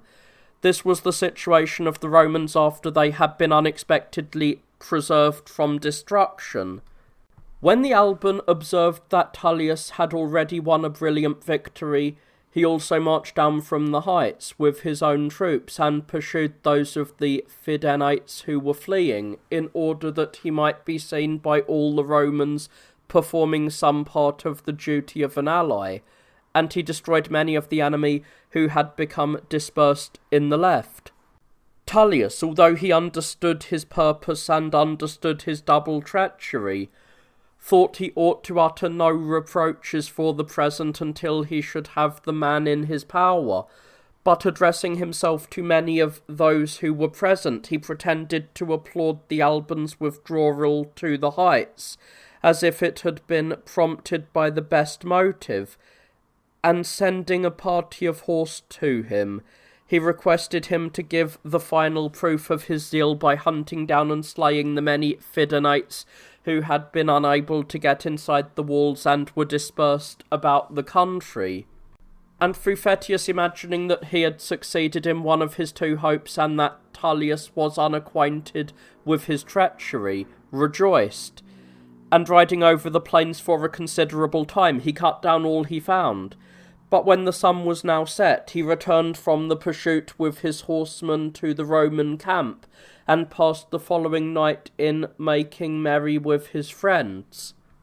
Tullius remained in the camp of the Veientes until the first watch and questioned the most prominent of the prisoners concerning the leaders of the revolt. And when he learned that Metius Fuphetius, the Alban, was also one of the conspirators, and considered that his actions agreed with the information of the prisoners, he mounted his horse, and taking with him the most faithful of his friends, rode off back to Rome. Then, sending to the houses of the senators, he assembled them before midnight, and informed them of the treachery of the Alban, producing the prisoners as witnesses, and informed them of the stratagem by which he himself had outwitted both their enemies and the Fidenites. And he asked them, now that the war was ended in the most successful manner, to consider the problems that remained, how the traitors ought to be punished, and the city of Alba rendered more circumspect for the future. That the authors of these wicked designs should be punished seemed to all both just and necessary, but how this was to be most easily and safely accomplished was a problem that caused them great perplexity. For they thought it obviously impossible to put to death a great number of brave Albans in a secret and clandestine manner, whereas if they should attempt openly to apprehend and punish the guilty, they assumed that the Albans would not permit it but would rush to arms, and they were unwilling to carry on war at the same time with the Fidenites and Tyrians, and with the Albans, who had come to them as allies. While they were in this perplexity, Tullius delivered the final opinion, which met with the approval of all, but of this I shall speak presently. The distance between Fidenae and Rome being 40 stades, Tullius rode full speed to the camp, and sending for Marcus Horatius, the survivor of the triplets, before it was quite day, he commanded him to take the flower of the cavalry and infantry, and proceeding to Alba, to enter the city as a friend, and then, as soon as he had secured the submission of the inhabitants, to raise the city to the foundations without sparing a single building, whether private or public, except the temples. But as for the citizens, he was neither to kill nor injure any of them, but to permit them to retain all of their possessions. After sending him on his way, he assembled the tribunes and centurions, and having acquainted them with the resolutions of the Senate, he placed them as a guard about his person. Soon after, the Alban came, pretending to express his joy over their common victory and to congratulate Tullius upon it. Soon after, the Alban came, pretending to express his joy over their common victory and to congratulate Tullius upon it. The latter, still concealing his intention, commended him and declared he was deserving of great rewards. At the same time he asked him to write down the names of such of the other Albans also as had performed any noble exploit in the battle, and to bring the list to him, in order that they also might get their share of the fruits of victory. Metius, accordingly greatly pleased at this, entered upon a tablet and gave to him a list of his most intimate friends who had been the accomplices in his secret designs, Then the Roman king ordered all the troops to come to an assembly after first laying aside their arms. And when they assembled, he ordered the Alban general, together with his tribunes and centurions, to stand directly beside the tribunal. Next to these, the rest of the Albans were to take their place in the assembly, drawn up in their ranks, and behind the Albans, the remainder of the allied forces, while outside of them all he stationed Romans, including the most resolute, with swords concealed under their garments.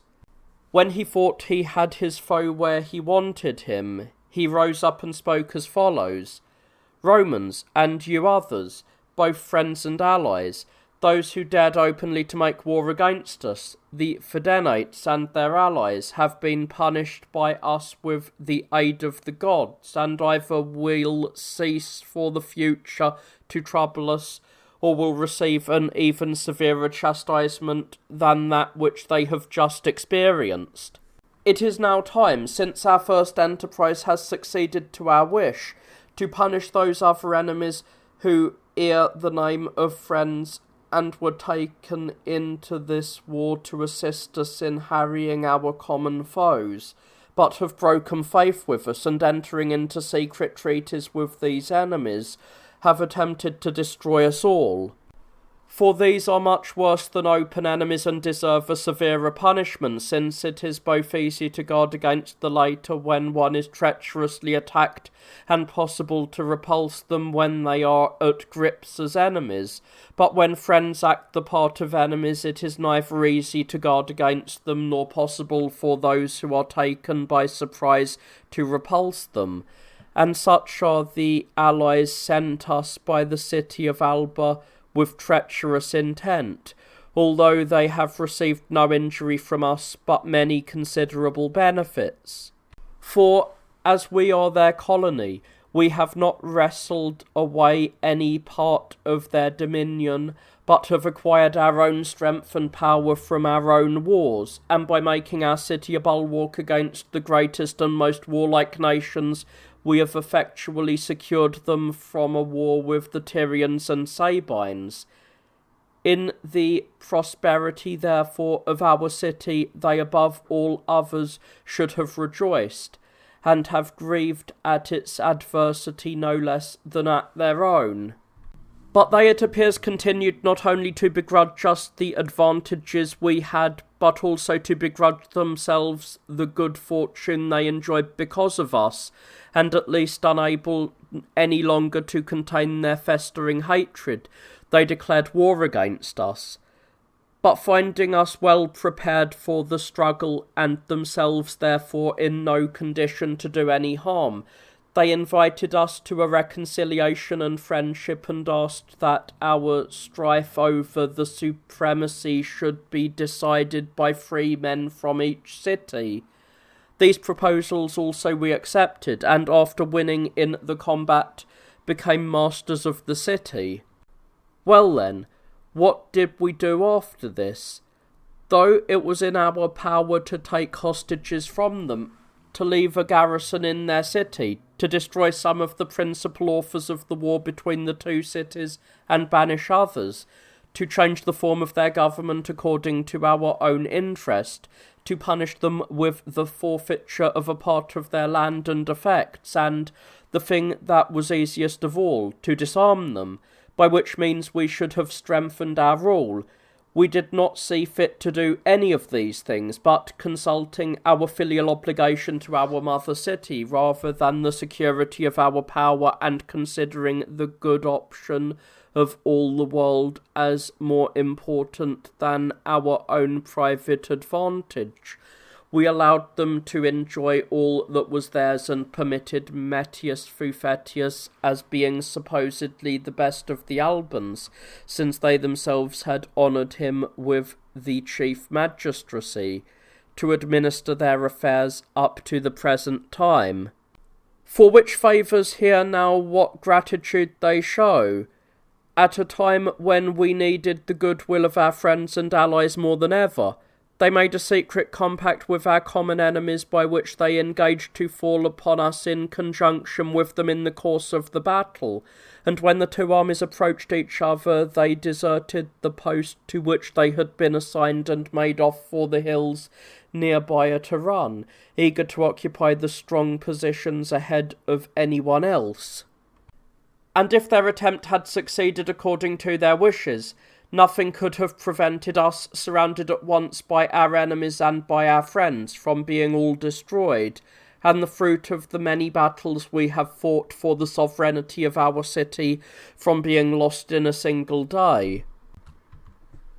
But since their plan has miscarried, owing in the first place to the goodwill of the gods, for I at any rate ascribe all worthy achievements to the gods, and second to the stratagem I made use of, which contributed not a little to inspire the enemy with fear and you with confidence, for the statement I made during the battle that the Albans were taking possession of the heights by my orders with a view of surrounding the enemy was all a fiction and a stratagem contrived by myself.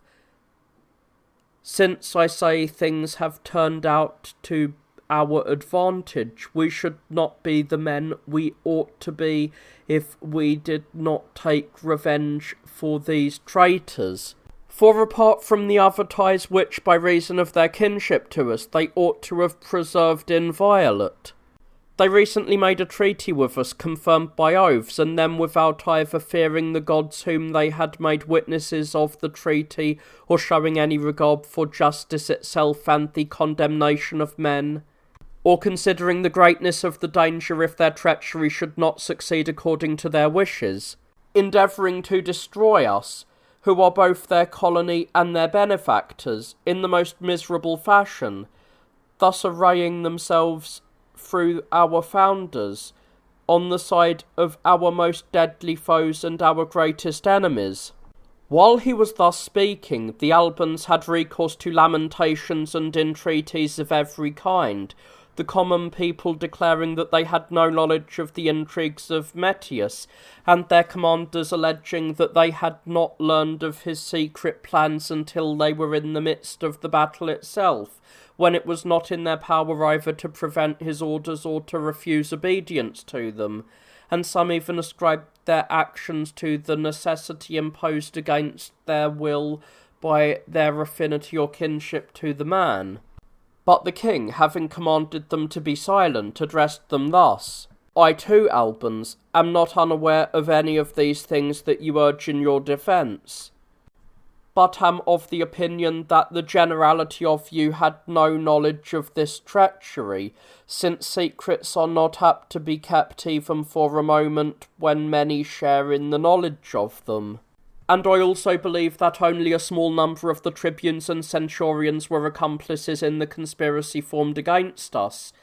but that the greater part of them were deceived and forced into a position where they were compelled to act against their will. Nevertheless, even if nothing of all this were true, but if all the Albans, as well you who are here present as those who are left in your city, had felt a desire to hurt us, and if you had not now for the first time but long since taken this resolution, yet on account of their kinship to you the Romans would feel under every necessity to bear even this injustice at your hands. But against the possibility of your forming some wicked plot against us hereafter, as the result either of compulsion or deception on the part of the leaders of your state, there is but one precaution and provision, and that is for us all to become citizens of the same city, and to regard one only as our fatherland, in whose prosperity and adversity everyone will have that share which fortune allots to him. For so long as each of our two peoples decides what is advantageous and disadvantageous on the basis of a different judgment, as is now the case, the friendship between us will not be enduring, particularly when those who are the first to plot against the others are either to gain an advantage if they succeed, or if they fail, are to be secured by their kinship from any serious retribution, while those against whom the attempt is made, if they are subdued, are to suffer the extreme penalties, and if they escape, are not, like enemies, to remember their wrongs, as has happened in the present instance. Know then that the Romans last night came to the following resolutions, I myself having assembled the Senate and proposed the decree. It is ordered that your city be demolished, and that no building, either public or private, be left standing except the temples, that all the inhabitants, while continuing in the possession of the allotments of land they now enjoy, and being deprived of none of their slaves, cattle, or other effects, reside henceforth at Rome,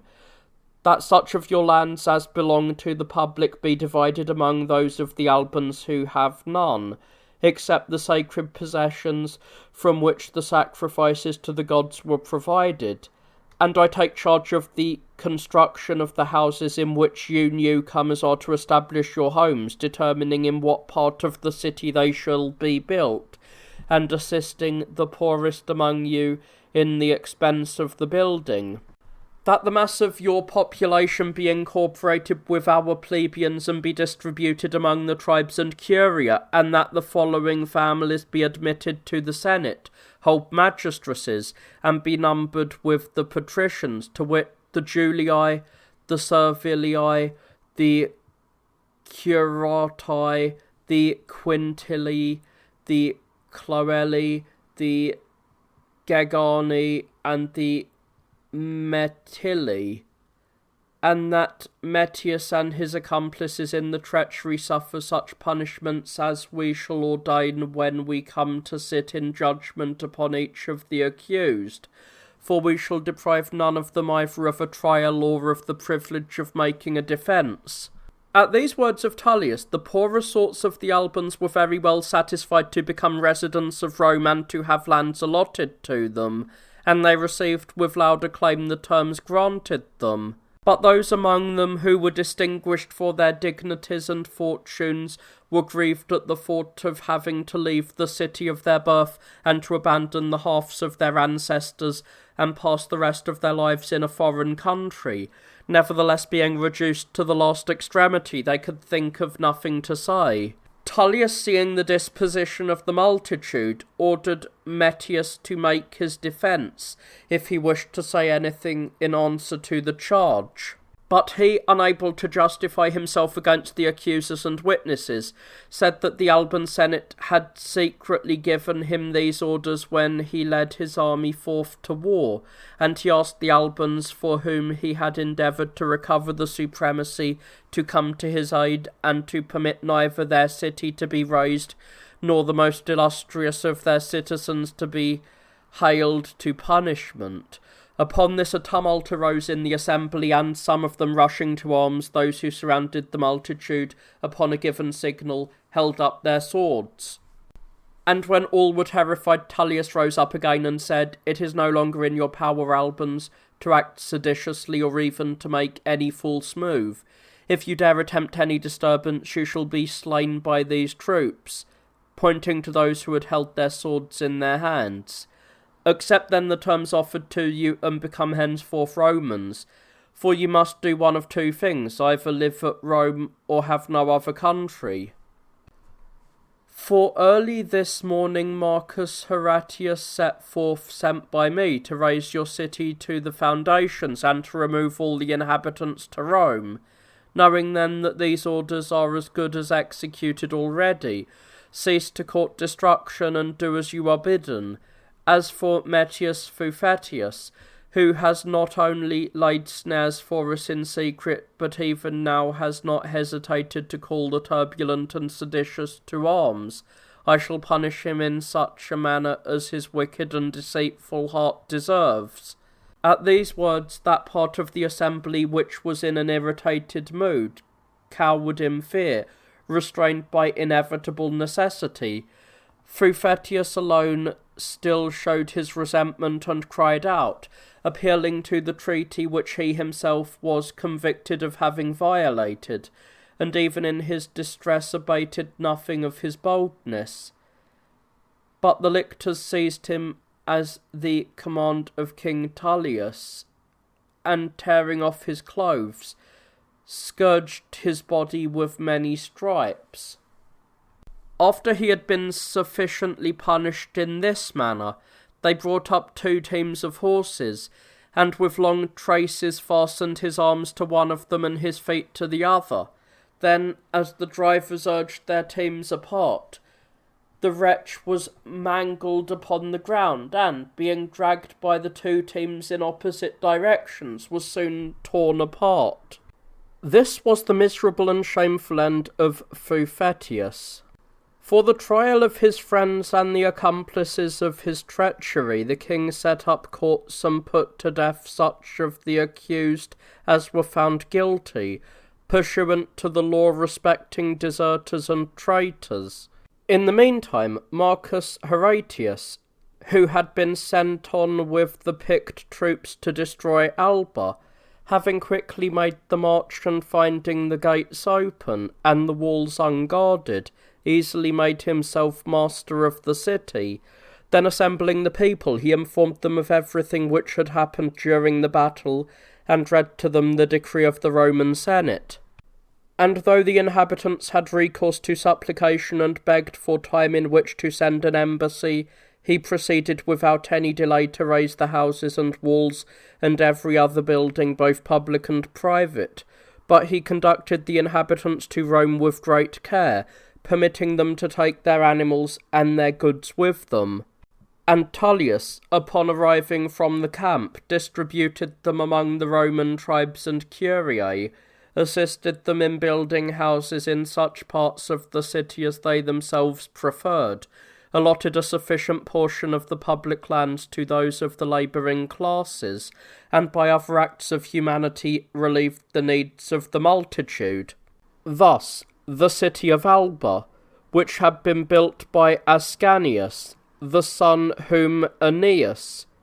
Anchises' son, had by Creusa, the daughter of Priam, after having stood for 487 years from its founding, during which time it had greatly increased in population, wealth, and every form of prosperity, and after having colonized the 30 cities of the Latins and during all this time held the leadership of that nation, was destroyed by the last colony it had planted and remains uninhabited to this day. King Tullius, after letting the following winter pass, led out his army once more against the Fidenates at the beginning of spring. These had publicly received no assistance whatsoever from any of the cities in alliance with them, but some mercenaries had resorted to them from many places, and relying upon these, they were emboldened to come out from their city. Then, after arraying themselves for battle and slaying many in the struggle that ensued and losing even more of their own men, they were again shut up inside their town. And when Tullius had surrounded the city with palisades and ditches and reduced those within to the last extremity, they were obliged to surrender themselves to the king upon his own terms. Having in this manner become master of the city, Tullius put to death the authors of the revolt, but released all the rest, leaving them in the enjoyment of all their possessions in the same manner as before, and restoring to them their previous form of government. He then disbanded his army, and returning to Rome, rendered to the gods the trophy-bearing procession and sacrifices of thanksgiving, this being the second triumph he celebrated. After this war, another arose against the Romans on the part of the Sabine nation, the beginning and occasion of which was this. There is a sanctuary honoured in common by the Sabines and the Latins, that is held in the greatest reverence and is dedicated to a goddess named Feronia. Some of those who translate the name into Greek call her Amphophorus, or flower-bearer, others Philostephanos, or lover of garlands, and still others Persephone. To this sanctuary people used to resort from the neighbouring cities on their appointed days of festival, many of them performing vows and offering sacrifices to the goddess, and many with the purpose of trafficking during the festive gatherings as merchants, artisans, and husbandmen. and here were held fairs more celebrated than in any other places in Italy. At this festival some Romans of considerable importance happened to be present on a certain occasion, and were seized by some of the Sabines, who imprisoned them and robbed them of their money. And when an embassy was sent concerning them, the Sabines refused to give any satisfaction, but retained both the persons and the money of the men whom they had seized, and in their turn accused the Romans of having received the fugitives of the Sabines by establishing a sacred asylum, of which I gave an account in the preceding book. As a result of these accusations, the two nations became involved in war, and when both had taken the field with large forces, a pitched battle occurred between them, and both sides continued to fight with equal fortunes until night parted them, leaving the victory in doubt. During the following days, both of them, upon learning the number of the slain and wounded, were unwilling to hazard another battle, but left their camps and retired. They let that year pass without further action, and then, having increased their forces, they again marched out against one another, and near the city of Arretium, distant 160 stades from Rome, engaged in a battle in which many fell on both sides. And when that battle also continued doubtful for a long time, Tullius, lifting his hands to heaven, made a vow to the gods that if he conquered the Sabines that day, he would institute public festivals in honour of Saturn and Ops. The Romans celebrate them every year after they have gathered in all the fruits of the earth, and would double the number of the Saili, as they are called. These are youths of noble families who at appointed times dance fully armoured to the sound of the flute and sing certain traditional hymns, as I have explained in the preceding book. After this vow, the Romans were filled with a kind of confidence, and, like fresh troops falling on those who are exhausted, they at last broke the enemy's line in the late afternoon, and forced the first rank to begin flight. Then, pursuing them as far as they fled to the camp, they cut down many more round the trenches, and even then did not turn back, but having stayed there the following night and cleared the ramparts of their defenders, they made themselves masters of the camp. After this action, they ravaged as much of the territory of the Sabines as they wished, but when no one any longer came out against them to protect the country, they returned home. Because of this victory the king triumphed a third time,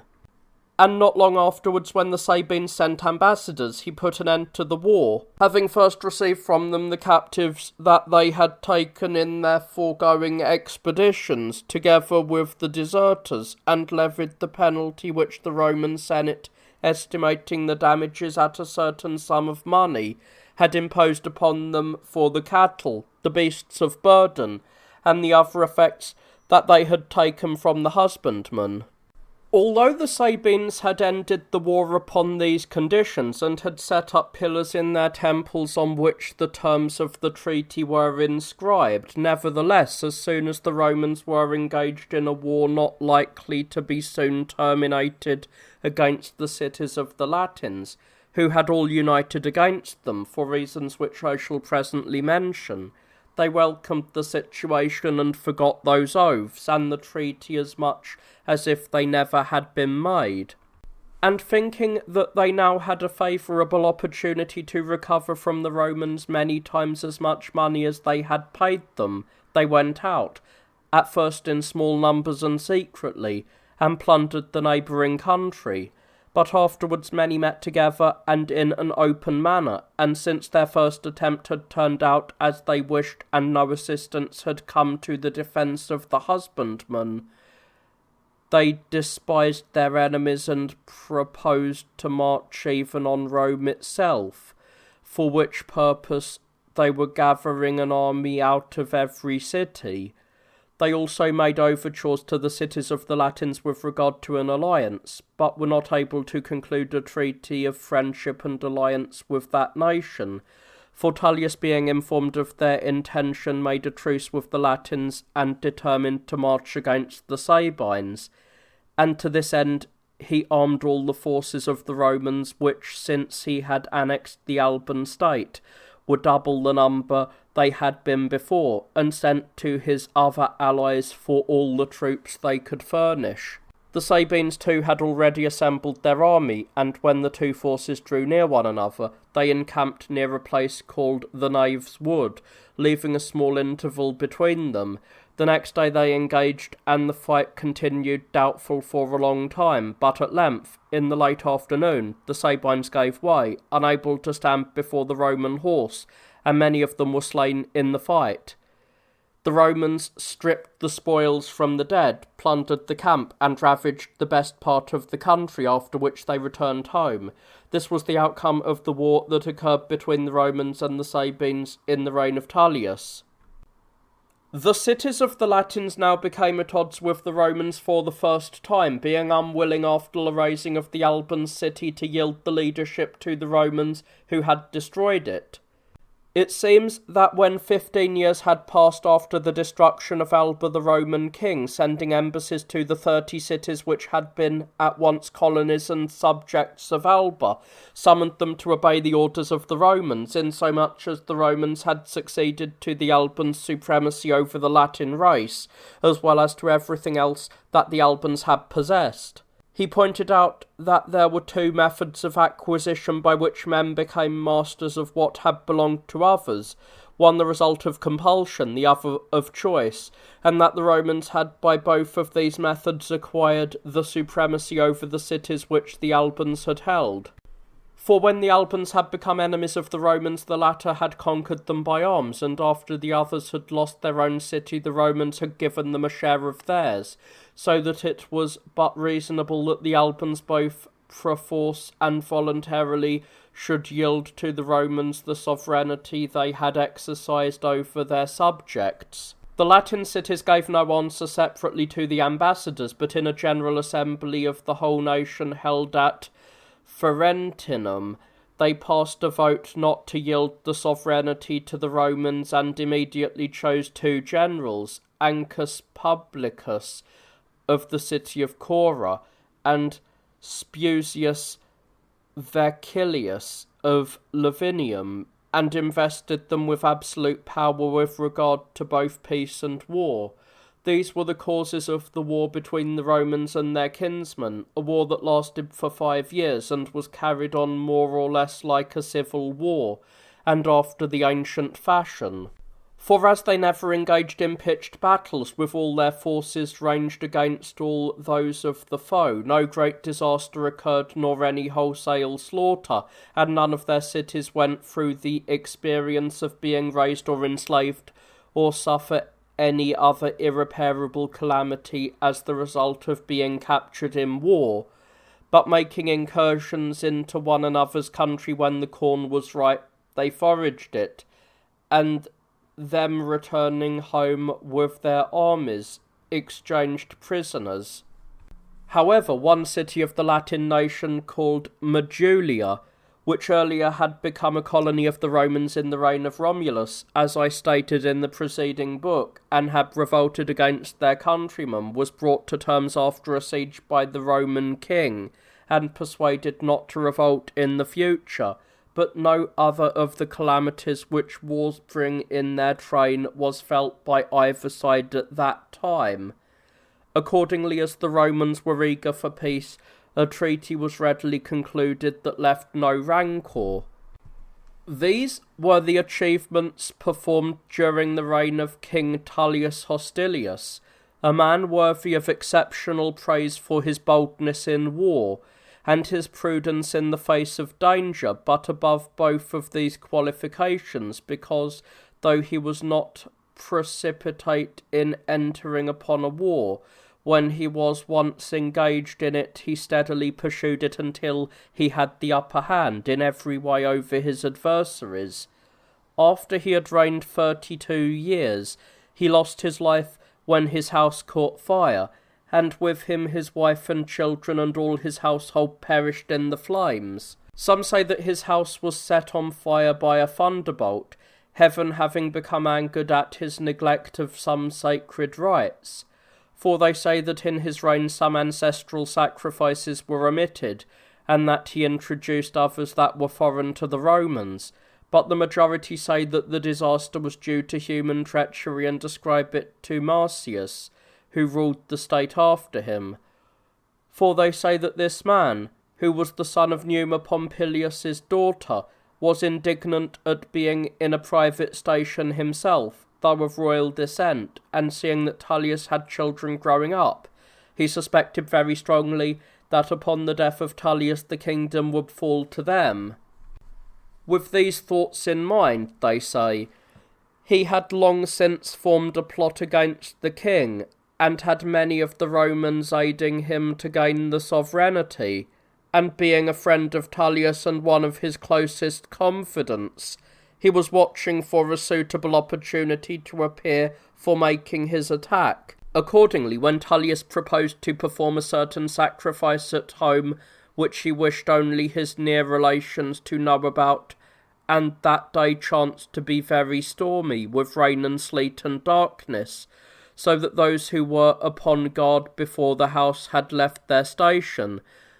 Marcius, looking upon this as favourable, entered the house together with his friends, who had swords under their garments, and having killed the king and his children, and all the rest whom he encountered, he set fire to the house in several places, and after doing this spread the report that the fire had been due to a thunderbolt. But for my part I do not accept this story, regarding it as neither true nor plausible, but I subscribe rather to the former account, believing that Tullius met with this end by the judgment of heaven. For in the first place it is improbable that the undertaking in which so many were concerned could have been kept secret, and beside the author of it could not be certain that after the death of Hostilius the Romans would choose him as the king of the state. Furthermore, even if men were loyal to him and steadfast, yet it was unlikely that the gods would act with an ignorance resembling that of men. For after the tribes had given their votes, it would be necessary that the gods, by auspicious omens, should sanction the awarding of the kingdom to him. And which of the gods or other divinities was going to permit a man who was impure and stained with the unjust murder of so many persons to approach the altars, begin the sacrifices, and perform the other religious ceremonies? I then, for these reasons, do not attribute the catastrophe to the treachery of men, but to the will of heaven. However, let everyone judge as he pleases. After the death of Tullius Hostilius, the Interrex, appointed by the Senate according to ancient usage, chose Marcius, surnamed Ancus, king of the state. And when the people had confirmed the decision of the Senate, and the signs from heaven were favourable, Marcius, after fulfilling all the customary requirements, entered upon the government in the second year of the 35th Olympiad, the one in which Spherus, a Lacedaemonian, gained the prize, at the time when Damasius held the annual archonship in Athens. This king, finding that many of the religious ceremonies instituted by Numa Pompilius, his maternal grandfather, were being neglected, and seeing the greatest part of the Romans devoted to the pursuit of war and gain, and no longer cultivating the land as before, assembled the people and exhorted them to worship the gods once more as they had done in Numa's reign. He pointed out to them that it was owing to their neglect of the gods that not only many pestilences had fallen upon the city, by which no small part of the population had been destroyed, but also that King Hostilius, who had not shown the proper regard for the gods, had suffered for a long time from a complication of bodily ailments, and at last, no longer sound even in his understanding, but weakened in mind as well as in body, had come to a pitiable end, both he and his family. Then he commended the system of government established by Numa for the Romans as excellent and wise, and one which supplied every citizen with daily plenty from the most lawful employments, and he advised them to restore this system once more by applying themselves to agriculture and cattle breeding, and to those occupations that were free from all injustice, and to scorn rapine and violence, and the profits accruing from war.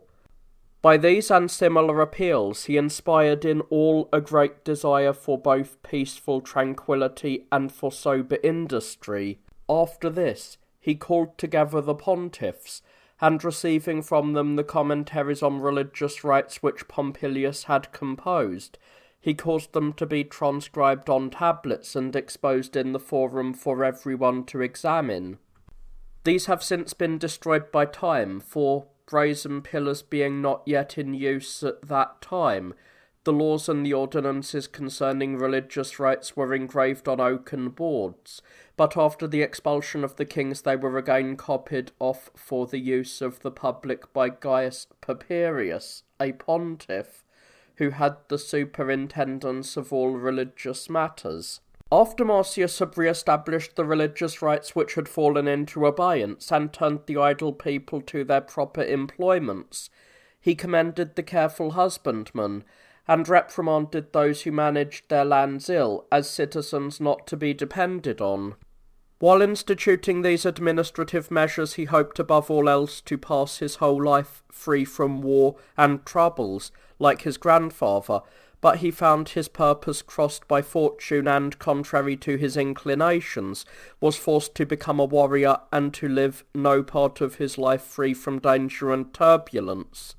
For at the very time that he entered upon the government and was establishing his tranquil regime, the Latins, despising him and looking upon him as incapable of conducting wars through want of courage, sent bands of robbers from each of their cities into the parts of the Roman territory that lay next to them, in consequence of which many of the Romans were suffering injury. And when ambassadors came from the king and summoned them to make satisfaction to the Romans according to the treaty, they alleged that they neither had any knowledge of the robberies complained of, asserting that these had been committed without the general consent of the nation, nor had they become accountable to the Romans for anything that they did. For they had not made the treaty with them, they say, but with Tullius, and by the death of Tullius their treaty of peace had been terminated. Marcius, therefore, compelled by these reasons and the answers of the Latins, led out an army against them, and laying siege to the city of Politorium, he took it by capitulation before any aid reached the besieged from the other Latins. However, he did not treat the inhabitants with any severity, but allowing them to retain their possessions, transferred the whole population to Rome, and distributed them among the tribes. The next year, since the Latins had sent settlers to Politorium, which was then uninhabited, and were cultivating the lands of the Politorini, Marcius marched against them with his army. And when the Latins came outside the walls and drew up in order of battle, he defeated them and took their town a second time, and having burnt their houses and razed the walls, so the enemy might not again use it as a base of operations nor cultivate the land, he led his army home. Next year the Latins marched against the city of Medulia, in which there were Roman colonists, and besieged it, attacking the walls on all sides, and took it by storm. At the same time Marcius took Telenae, a prominent city of the Latins, after he had overcome the inhabitants in a pitched battle and had reduced the place by an assault upon the walls, after which he transferred the prisoners to Rome without taking any of their possessions from them, and set apart for them a place in the city in which to build houses. And when Medulia had been for 3 years subject to the Latins, he recovered it in the 4th year, after defeating the inhabitants in many great battles. A little later he captured Ficana, a city which had been already taken 2 years before by capitulation, afterwards transferring all the inhabitants to Rome, but doing no other harm to the city, a course in which he seemed to have acted with greater clemency than prudence. For the Latins sent colonists thither, and occupying the land of the Ficanenses, they enjoyed its produce themselves, so that Marcius was obliged to lead his army a second time against this city, and, after making himself master of it with great difficulty, to burn the houses and raise the walls. After this, the Latins and Romans fought 2 pitched battles with large armies. In the first, after they had been engaged a considerable time without any seeming advantage on either side, they parted, each returning to their own camp. But in the later contest the Romans gained the victory and pursued the Latins to their camp. After these actions there was no other pitched battle fought between them, but continual incursions were made by both into the neighbouring territory, and there were all kinds of skirmishes between the horses and light-armed foot who patrolled the country. In these the victors were generally the Romans, who had their forces in the field posted secretly in advantageous strongholds under the command of Tarquinius the Tyrrhenian. About the same time the Fidentes also revolted from the Romans.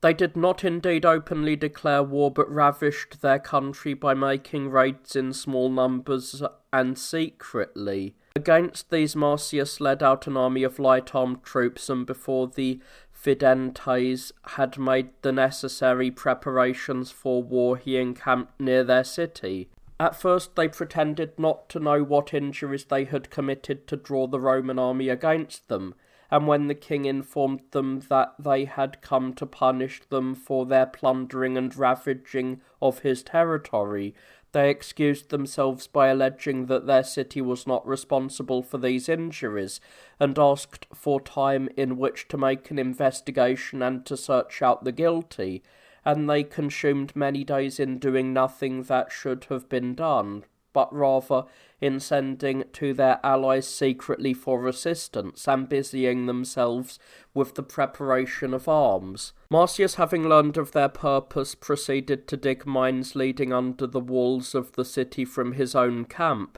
and when the work was finally completed, he broke camp and led his army against the city, taking along many siege engines and scaling ladders and other equipment as he prepared for an assault, and approaching a different point from that where the wall was undermined. Then the Fidenites had rushed in great numbers to those parts of the city that were being stormed, and were stoutly repulsing the assaults. The Romans, who had been detailed for the purpose, opened the mouths of the mines and found themselves within the walls, and destroying all who came to meet them, they threw open the gates to the besiegers, and many of the Fidenites had been slain in the taking of the town. Marcius ordered the rest to deliver up their arms, and made proclamation that all should repair to a certain place in the city. Thereupon he caused a few of them who had been the authors of the revolt to be scourged and put to death, and having given leave to his soldiers to plunder all the houses, and left a sufficient garrison there, he marched with his army against the Sabines, for these also had failed to abide by the terms of the peace which they had made with King Tullius, and making incursions into the territory of the Romans, were again laying waste to the neighbouring country. When Marcius therefore learned from spies and deserters the proper time to put his plan into execution, while the Sabines were dispersed and plundering the fields, he marched in person with the infantry to the enemy's camp,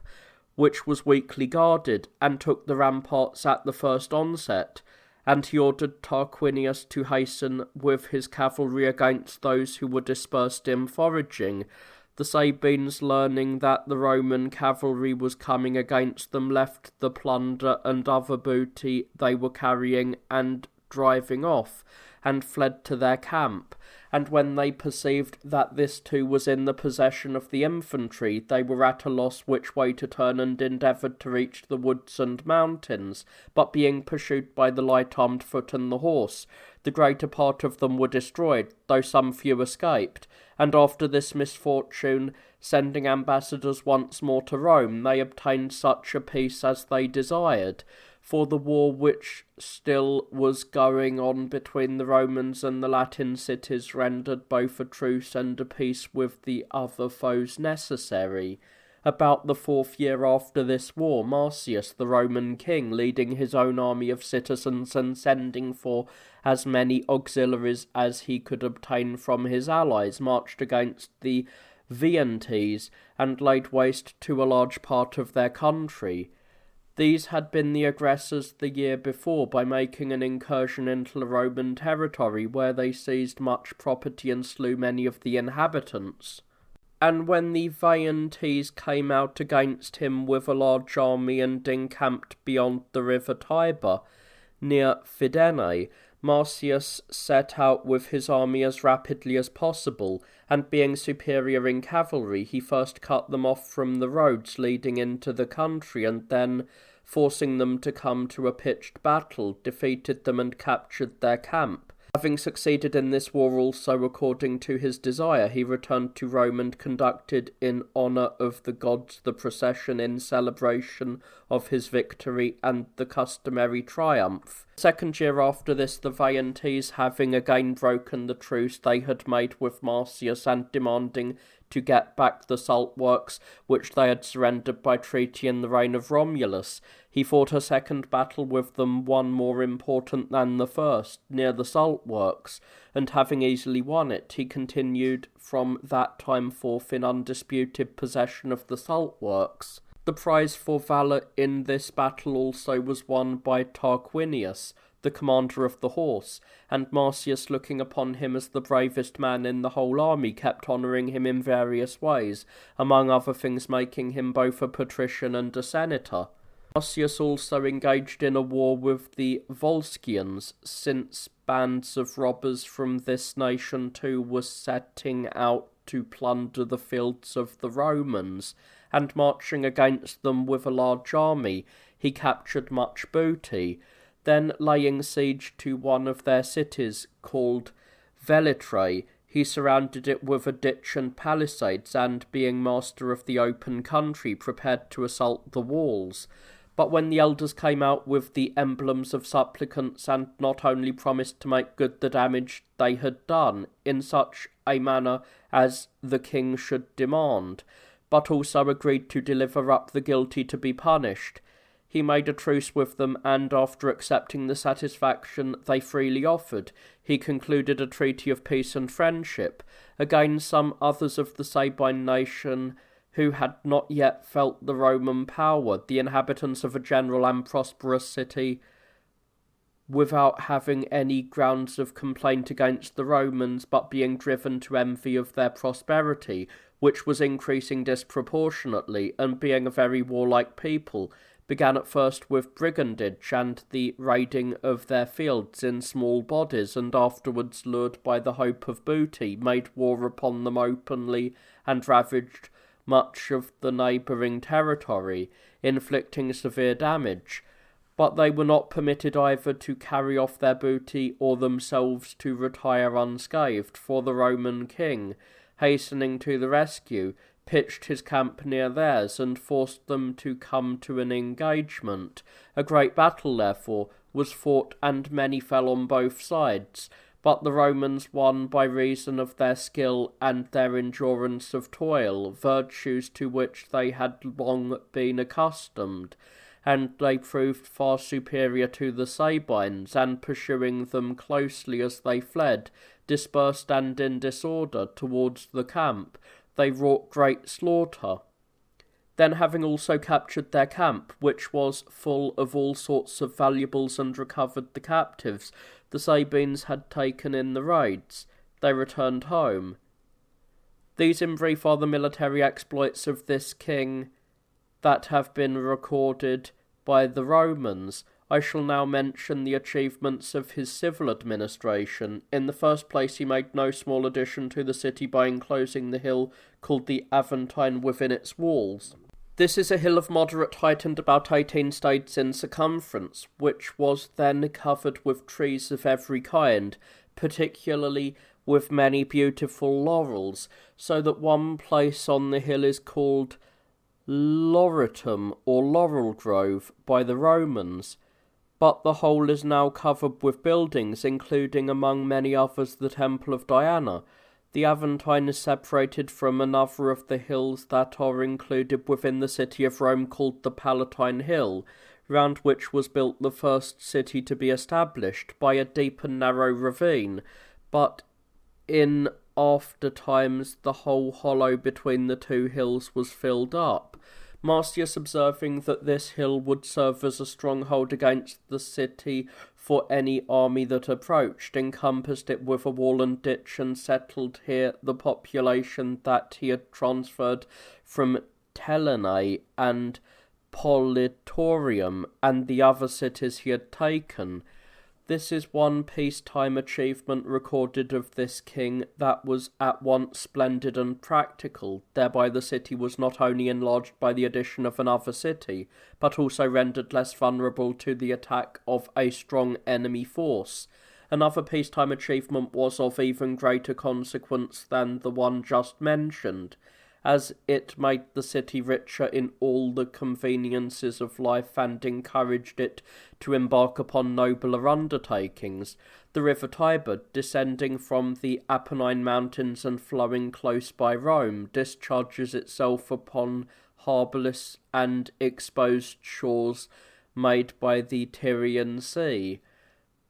But this river was of small and negligible advantage to Rome, because of having at its mouth no trading post where the commodities brought in by the sea and down the river from the country above could be received and exchanged with the merchants.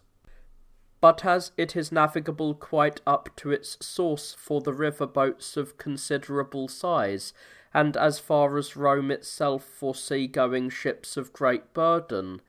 he resolved to build a seaport at its outlet, making use of the river's mouth itself for a harbour.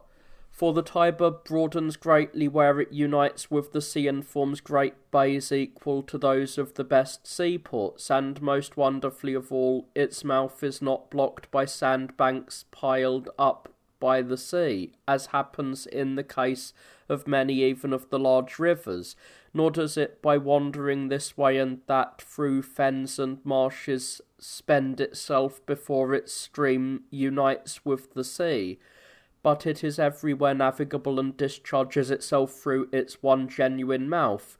repelling the surge that comes from the main, notwithstanding the frequency and violence of the west wind on that coast. Accordingly, oared ships, however large, and merchantmen up to 3,000 bushels burden,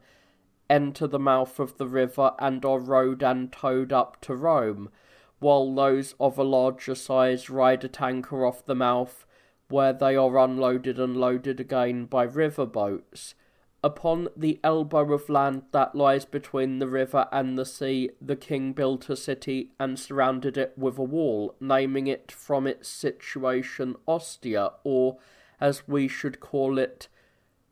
Portal.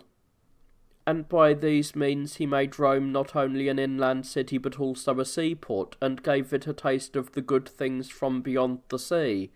He also built a wall around the high hill called the Janiculum, situated on the other side of the river Tiber, and stationed there an adequate garrison for the security of those who navigated the river. For the Tyrians, being masters of all the country on the other side of the river, had been plundering the merchants. He also is said to have built the wooden bridge over the Tiber, which was required to be constructed without brass or iron, being held together by its beams alone. This bridge they preserve to the present day, looking upon it as sacred, and if any part of it gives out, the pontiffs attend to it, offering certain traditional sacrifices while it is being repaired. These are the memorable achievements of this king during his reign, and he handed Rome on to his successors in much better condition than he himself had received it. After reigning for 24 years, he died, leaving 2 sons, one still a child in years, and the elder just growing a beard.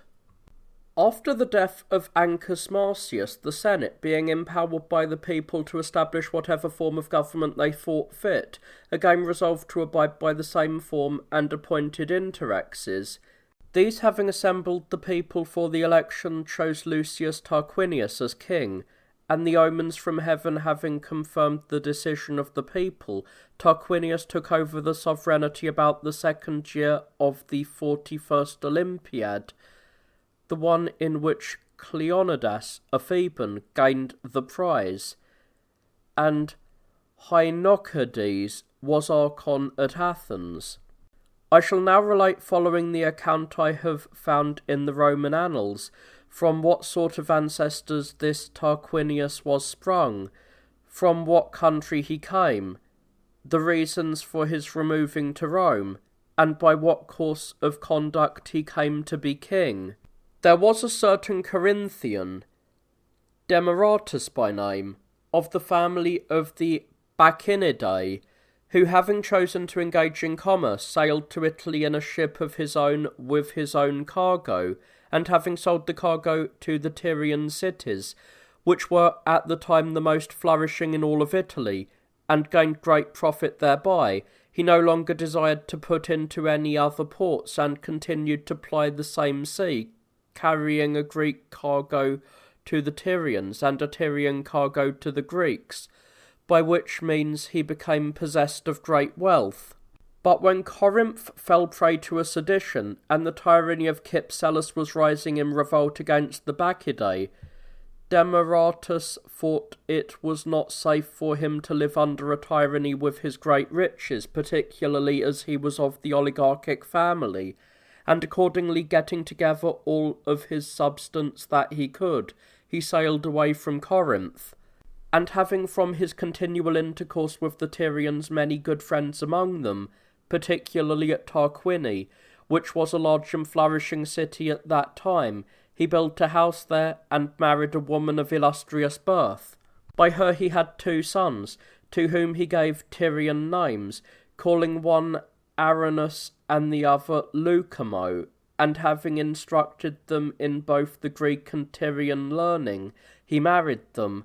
when they were grown, to 2 women of the most distinguished Tyrian families. Not long afterwards the elder of his sons died without acknowledged issue, and a few days later Demaratus himself died of grief, leaving his surviving son Lucamo heir to his entire fortune. Lucamo, having thus inherited the great wealth of his father, had aspired to public life and a part of the administration of the Commonwealth,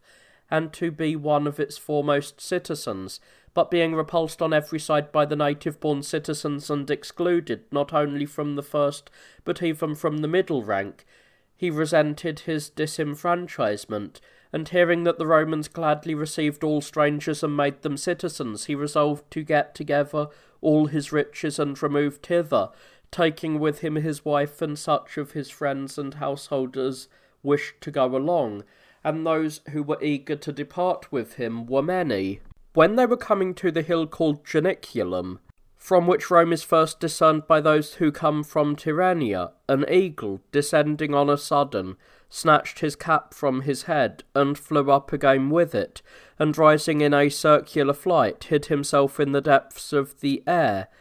and then of a sudden replaced the cap on his head, fitting it on as it had been before. This prodigy appearing wonderful and extraordinary to them all, the wife of Lucamo, Tanaquil by name, who had a good understanding through her ancestors of the Tyrrhenians' augural science, took him aside from the others, and embracing him filled him with great hopes of rising from his private station to the royal power. She advised him, however, to consider by what means he might render himself worthy to receive the sovereignty by the free choice of the Romans. Lucamo was overjoyed at this omen, and as he was now approaching the gates, besought to the gods that the prediction might be fulfilled, and that his arrival might be attended with good fortune. Then he entered the city. After this, gaining an audience with King Marcius, he first informed him who he was, and then told him that, being desirous of settling at Rome, he had brought with him all his paternal fortune, which, as it exceeded the limits suitable for a private citizen, he he said he proposed to place at the disposal of the king and of the Roman state for the general good. And having met with a favourable reception from the king, who assigned him and his Tyrrhenian followers to one of the tribes, and to one of the curia, he built a house upon a site in the city which was allotted to him as sufficient for the purpose, and received a portion of land. After he had settled these matters, and had become one of the citizens, he was informed that every Roman had a common name, and after the common name another derived from his family and ancestors, and wishing to be like them in this respect also, he took the name of Lucius instead of Lucamo as his common name, and that of Tarquinius as his family name, from the city in which he had been born and brought up. In a very short time he gained the friendship of the king by presenting him with those things which he saw he needed most, and by supplying him with all the money he required to carry on his wars.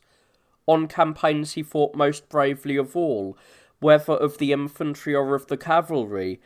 and wherever there was need of good judgment he was counted among the shrewdest counsellors.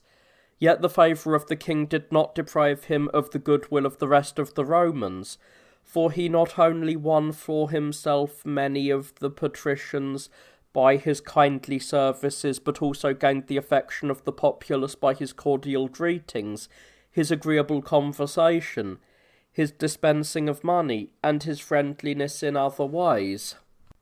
This was the character of Tarquinius, and for these reasons he became during the lifetime of Marcius the most illustrious of all the Romans, and after that king's death was adjudged by all as worthy of the kingship. When he had succeeded to the sovereignty, he first made war upon the people of Appiolae, as it was called, a city of no small note among the Latins, for the Appioliani and all the rest of the Latins, looking upon the treaty of peace as having been terminated after the death of Ancius Marcius, were laying waste the Roman territory by plundering and pillaging. Tarquinius, desiring to take revenge upon them for these injuries, set out with a large force and ravaged the most fruitful part of their country. Then, when important reinforcements came to the Appiolani from the Latin neighbours, he fought 2 battles with them, and having gained the victory in both, proceeded to besiege the city, causing his troops to assault the walls in relays, and the besieged, being but few contending against many, and not having a moment's respite, were at last subdued. The city being taken by storm, the greater part of the Appiolani was slain fighting, but a few, after delivering up their arms, were sold together with the rest of the booty. Their wives and children were carried away into slavery by the Romans, and the city was plundered and burned. After the king had done this and had raised the walls to the foundations, he returned home with his army. Soon afterwards he undertook another expedition against the city of the Crustumerians.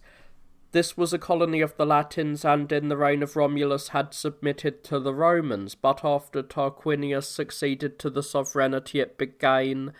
again to incline to the side of the Latins. However, it was not necessary to reduce this place by a siege and great effort, for the Crustumerians, having become aware both of the magnitude of the force that was coming against them and of their own weakness, since no aid came to them from the rest of the Latins, opened their gates, and the oldest and most honoured of the citizens coming out delivered up the city to Tarquinius, asking only that he treat them with clemency and moderation.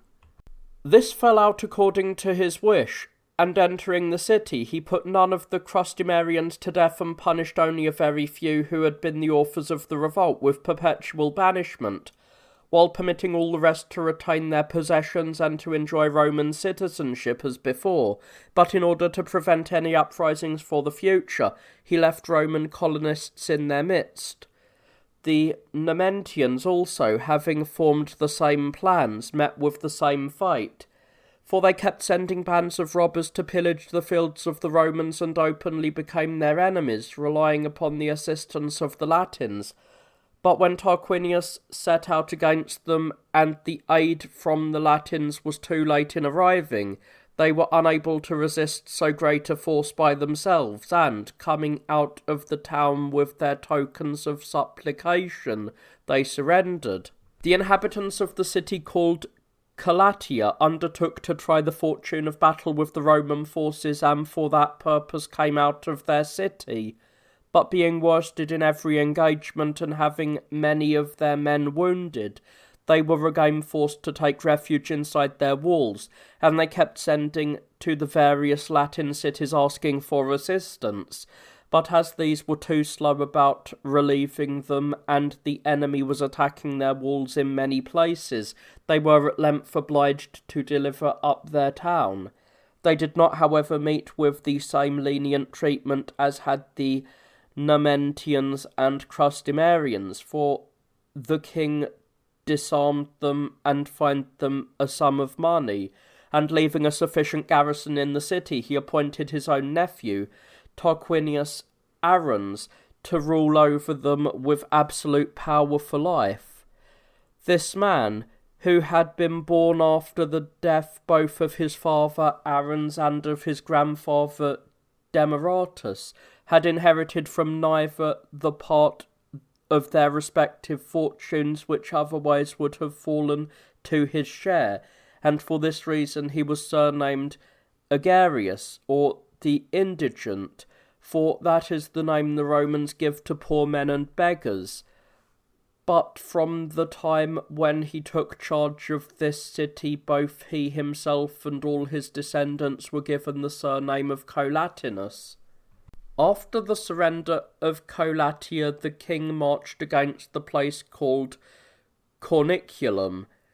This also was a city of the Latin race, and having ravaged the territory in great security, since none offered to defend it, he encamped close by the city itself and invited the inhabitants to enter into a league of friendship. But since they were unwilling to come to terms, but relied on the strength of their walls and expected allies to come from many directions, he invested the city on all sides and assaulted the walls. The Corniculans resisted long and bravely, inflicting numerous losses upon the besiegers and becoming worn out with continual labour and no longer being unanimous, for some wished to deliver up the town and others to hold out to the last,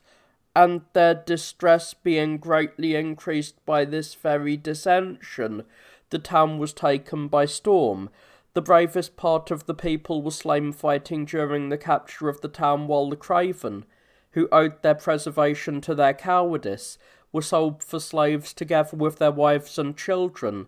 and the city was plundered by the conquerors and burned. The Latins, resenting this proceeding, voted to lead a joint army against the Romans, and having raised a numerous force, they made an irruption into the most fruitful part of their country, carrying off thence many captives and possessing themselves of much booty. King Tarquinius marched out against them with his light troops, who were ready for action,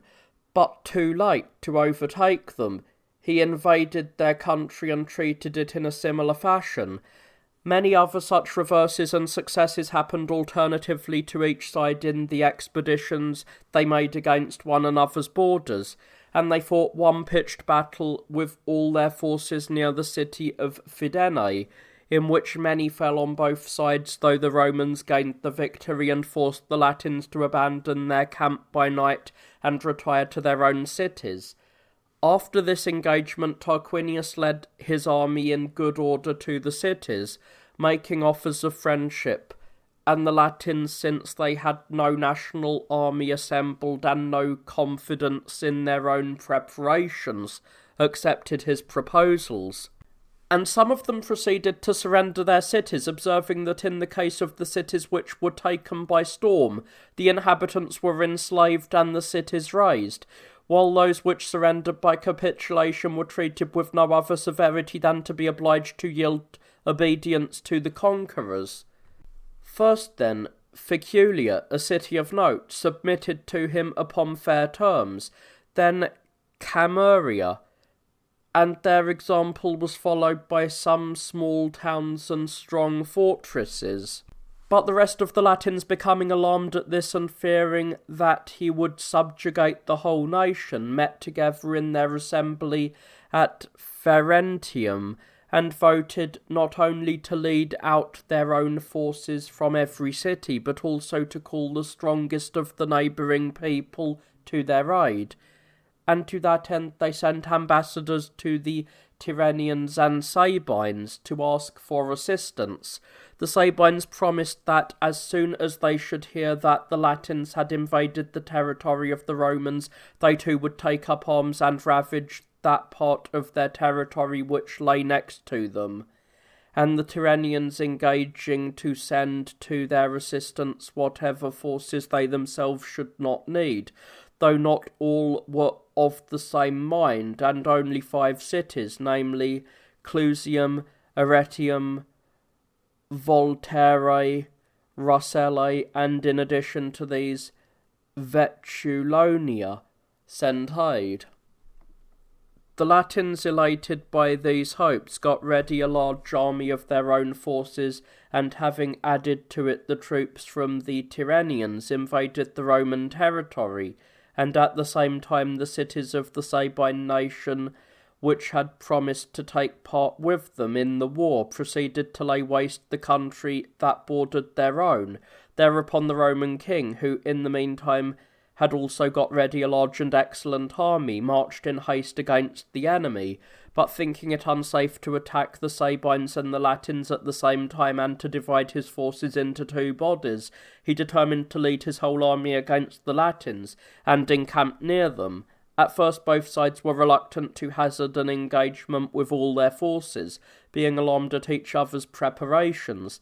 but the light-armed troops, coming down from their entrenchments, engaged in constant skirmishes with one another, generally without any advantage on either side. After a time, however, these skirmishes produced a spirit of rivalry in both armies, and each side supported its own men, at first in small numbers, and at last they were all forced to come out of their camps. The troops which now engaged, being used to fighting, and being nearly equal in numbers, both foot and horse, animated by the same warlike ardour, and believing that they were running the supreme risk, fought on both sides with noteworthy bravery, and they separated without a decision when night overtook them. But the different feelings of the 2 sides after the action made it clear which of them had fought better than their opponents. For on the next day the Latins stirred no more out of their camp, while the Roman king, leading out his troops into the plain, was ready to fight another engagement, and for a long time kept his line in battle formation. But when the enemy did not come out against him, he took the spoils from the dead, and carrying off his own dead, led his army with great exultation back to his own camp. The Latins having received fresh aid from the Tyrrhenians during the days that followed, a second battle was fought much greater than the former, in which King Tarquinius gained a most signal victory, the credit for which was allowed by all to belong to him personally. For when the Roman line was already in distress and its close formation was being broken on the left wing, Tarquinius, as soon as he learned of this, reversed to his forces, for he happened then to be fighting on the right wing, wheeling the best troops of horses about and taking along the flower of the foot, led them behind his own army, and passing by the left wing advanced even beyond the solid ranks of his line of battle. Then wheeling his troops to the right, and all clapping spurs to their horses, he charged the Tyrrhenians in flank, for these were fighting on the enemy's right wing, and had put to flight those who stood opposite to them, and by thus appearing to them unexpectedly he caused them great alarm and confusion. In the meantime the Roman foot, also having recovered themselves from their earlier fear, advanced against the enemy, and thereupon there followed a great slaughter of the Tyrrhenians and the utter rout of their right wing. Tarquinius, having ordered the commanders of the infantry to follow in good order and slowly, led the cavalry himself at full speed to the enemy's camp, and arriving there ahead of those who were endeavouring to save themselves from the rout, he captured the entrenchments at the very first onset. For the troops which had been left there, being neither aware as yet of the misfortunes that had befallen their own men, nor able by reason of the suddenness of the attack to recognise the cavalry that approached, permitted them to enter. After the camp of the Latins had been taken, those of the enemy who were retiring thither from the rout of their army as to a safe retreat were slain by the cavalry, who had possessed themselves of it, while others endeavouring to escape from the camp into the plain were met by the serried ranks of the Roman infantry and cut down, but the greater part of them, being crowded by one another and trodden underfoot, perished on the palisades or in the trenches in the most miserable and ignoble manner. Consequently, those who were left alive, finding no means of saving themselves, were obliged to surrender to the conquerors. Tarquinius, having thus taken possession of many prisoners and much booty, sold the former and granted the plunder of the camp to the soldiers. After this success, he led his army against the cities of the Latins in order to reduce by battle those who would not voluntarily surrender to him, and he did not find it necessary to lay siege to any of them, for all had recourse to supplications and prayers, and sending ambassadors to him from the whole nation, they asked him to put an end to the war upon such conditions as he himself wished, and delivered up their cities to him. The king, becoming master of their cities upon these terms, treated them all with the greatest clemency and moderation, for he neither put any of the Latins to death, nor forced any into exile, nor laid a fine upon any of them, but allowed them to enjoy their lands and to retain their traditional forms of government. He did, however, order them to deliver up the deserters and captives to the Romans without ransom, to restore to their masters the slaves that had been captured in their incursions, to repay the money they had taken from the husbandmen, and to make good every other damage or loss they had occasioned in their raids. Upon their performing these commands, they were to be friends and allies to the Romans, doing everything that they should command. This was the outcome of the war between the Romans and the Latins, and King Tarquinius celebrated the customary triumph for his victory in this war. The following year he led his army against the Sabines, who had long since been aware of his purpose and preparations against them. They were unwilling, however, to let the war be brought to their own country, but having got ready an adequate force in their turn, they were advancing to meet him, and upon the confines of their territory they engaged in a battle which lasted until night, neither army being victorious, but both suffering very severely. At all events, during the following days, neither the Sabine general nor the Roman king led his forces out of the entrenchments, but both broke camp and returned home without doing any injury to the other's territory. The intention of both was the same, namely to lead out a new and larger force against the other's country at the beginning of spring.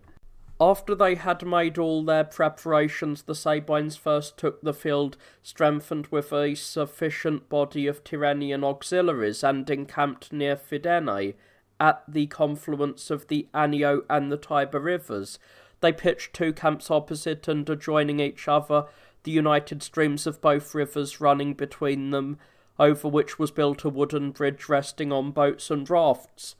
thus affording quick communication between them and making one camp of the two camps. Tarquinius, being informed of their eruption, marched out in his turn with the Roman army and pitched his camp a little above theirs, near the river Anio, upon a strongly situated hill. But though both armies had all the zeal imaginable for the war, no pitched battle, either great or small, occurred between them, for Tarquinius, by a timely stratagem, ruined all the plans of the Sabines and gained possession of both of their camps. His stratagem was this: he got together boats and rafts on the one side of the two rivers, near which he himself lay encamped, and filled them with dry sticks and brushwood, also with pitch and sulphur. and then waiting for a favourable wind about the time of the morning, which he ordered the firewood to be set on fire, and the boats and rafts turned adrift to drop downstream. These covered the intervening distance in a very short time, and being driven against the bridge, set fire to it in many places. The Sabines, seeing a vast flame flare up on a sudden, ran to lend their assistance, and tried all means possible to extinguish the fire. While they were thus employed, Tarquinius arrived around dawn, leading the Roman army in order of battle, and attacked one of the camps, and since the greater part of the gods had left their post to run to the fire, though some few turned and resisted, he gained possession of it without any trouble.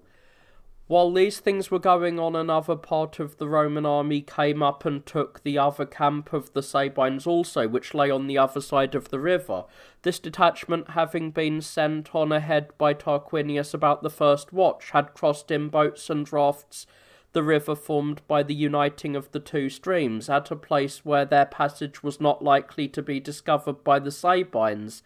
and had got near to the other camp at the same time that they saw the bridge on fire, for this was their signal for the attack.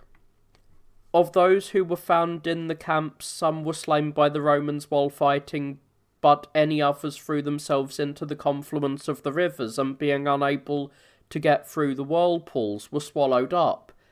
and not a few of them perished in the flames while they were endeavouring to save the bridge. Tarquinius, having taken both camps, gave leave to the soldiers to divide among themselves the booty that was found in them, but the prisoners, who were very numerous, not only of the Sabines themselves but also of the Tyrrhenians, he carried to Rome, where he kept them under strict guard. The Sabines, subdued by this calamity, grew sensible of their own weakness, and sending ambassadors, concluded a truce from the war for 6 years. But the Tyrrhenians, angered not only because they had been defeated by the Romans, but also because Tarquinius had refused to restore to them the prisoners he held when they sent an embassy to demand them, but retained them as hostages, passed a vote that all the Tyrrhenian cities should carry on the war jointly against the Romans, and that any city refusing to take part in the expedition should be excluded from their league. After passing this vote, they led out their forces, and, crossing the Tiber, encamped near Fidenae. After having gained possession of that city by treachery, there being a sedition among the inhabitants, and having taken a great many prisoners and carried off much booty from the Roman territory, they returned home, leaving a sufficient garrison at Fidenae, for they thought this city would be an excellent base from which to carry on the war against the Romans. But King Tarquinius, having for the ensuing year armed all the Romans and taken as many troops as he could get from his allies, led them out against the enemy at the beginning of spring, before the Tyrrhenians could be assembled from all their cities and march against him as they had done before. Then, having divided his whole army into 2 parts, he put himself at the head of the Roman troops and led them against the cities of the Tyrrhenians, while he gave the command of the allies, consisting chiefly of the Latins, to Agarius, his kinsman, and ordered him to march against the enemy in Fidenae. This force of allies, though contempt of the enemy was present, placed their camp in an unsafe position near Fidenae, and barely missed being totally destroyed, for the garrison in the town, having secretly sent for fresh aid from the Tyrrhenians, and watching for a suitable occasion, sallied forth from the town and captured the enemy's camp at the first onset, as it was carelessly guarded, and slew many of those who had gone out to forage. But the army of Romans, commanded by Tarquinius, laid waste and ravished the country of the Veientines, and carried off much booty. And when numerous reinforcements assembled from the Tyrian cities to aid the Veientines, the Romans engaged them in battle and gained an incontestable victory. After this they marched through the enemy's country, plundering it with impunity, and having taken many prisoners and much booty, for it was prosperous country, they returned home when the summer was now ending. The Veientines, therefore, having suffered greatly from that battle, stirred no more out of their city, but suffered their country to be laid waste before their eyes. King Tarquinius made 3 incursions into their territory, and for a period of 3 years deprived them of the produce of their land. But when he had laid waste the greater part of their country, and was unable to do any further damage to it, he led his army against the city of Caeretani, which earlier had been called Agella, while it was inhabited by the Pelasgians, but after falling under the power of the Tyrrhenians had been renamed Caere, and was as flourishing and populous as any city in Tyrrhenia. From this city a large army marched out to defend the country, but after destroying many of the enemy and losing still more of their own men, they fled back into the city. The Romans, being masters of their country, which afforded them plenty of everything, continued there many days, and when it was time to depart, they carried away all the booty they could and returned home. Tarquinius, now that his expedition against the Veientines had succeeded according to his desires, led out his army against the enemies in Fidenae, wishing to drive out the garrison that was there, and at the same time being anxious to punish those that had handed over the walls to the Tyrrhenians. Accordingly, not only a pitched battle took place between the Romans and those who sallied out of the city, but also sharp fighting in the attacks that were made upon the walls. At any rate, the city was taken by storm, and the garrison, together with the rest of the Tyrrhenian prisoners, was kept in chains under guard. As for those of the Fidenates who appeared to have been the authors of the revolt, some were scourged and beheaded in public, and others were condemned to perpetual banishment, and their possessions were distributed by lot among those Romans who were left both as colonists and as garrisons for the city. The last battle between the Romans and the Tyrrhenians was fought near the city of Aretum in the territory of the Sabines. For the Tyrrhenians had been prevailed on by the influential men there to march through that country on their expedition against the Romans, on the assurance that the Sabines would join them in the campaign. For the 6 years' truce looking to peace which the Sabines had made with Tarquinius had already expired, and many of them longed to retrieve their former defeats, now that a sufficient body of youth had grown up in the meantime in their cities. But their attempts did not succeed according to their desires, the Roman army appearing too soon, nor was it possible for aid to be sent publicly to the Tyrrhenians from any of the Sabine cities, but a few went to their assistance of their own accord, attracted by the liberal pay.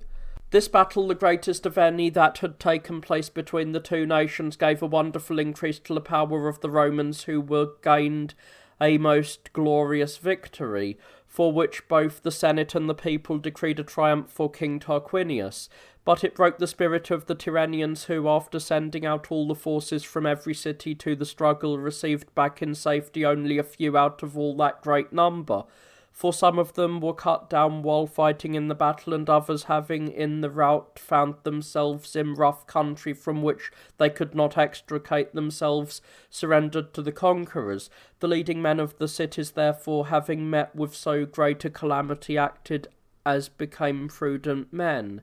For when King Tarquinius led another army against them, they met in a general assembly and voted to treat with him about ending the war, and they sent to him the oldest and most honoured men from each city, giving them full powers to settle the terms of peace. The king, after he had heard the many arguments they advanced to move him to clemency and moderation, and had been reminded of his kinship to their nation, whether they still contended for equal rights or were come to make peace upon certain conditions, or acknowledged themselves to be vanquished and were ready to deliver up their cities to him. Upon their replying that they were not only delivering up their cities to him, but should also be satisfied with a peace upon any fair terms they could get, he was greatly pleased with this, and said, Hear now upon what fair terms I will put an end to the war, and what favours I am granting you. I am not eager either to put any of the Tyrrhenians to death, or to banish any from their country, or to punish any with the loss of their possessions. I impose no garrison or tribute upon any of your cities, but permit each of them to enjoy its own laws and its ancient form of government. But in granting you this, I think I ought to obtain one thing from you in return for all that I am giving, and that is the sovereignty over your cities, something that I shall possess even against your will as long as I am more powerful in arms, though I prefer to obtain it with your consent rather than without it. Inform your cities of this, and I promise to grant you an armistice until you return. The ambassadors, having received this answer, departed, and after a few days returned, not merely with words alone, but bringing the insignia of sovereignty which they used to decorate their own kings. These were a crown of gold, an ivory throne, a sceptre with an eagle perched on its head, a purple tunic decorated with gold, and an embroidered purple robe, like the kings of Lydia and Persia used to wear, except that it was not rectangular in shape like theirs, but semicircular.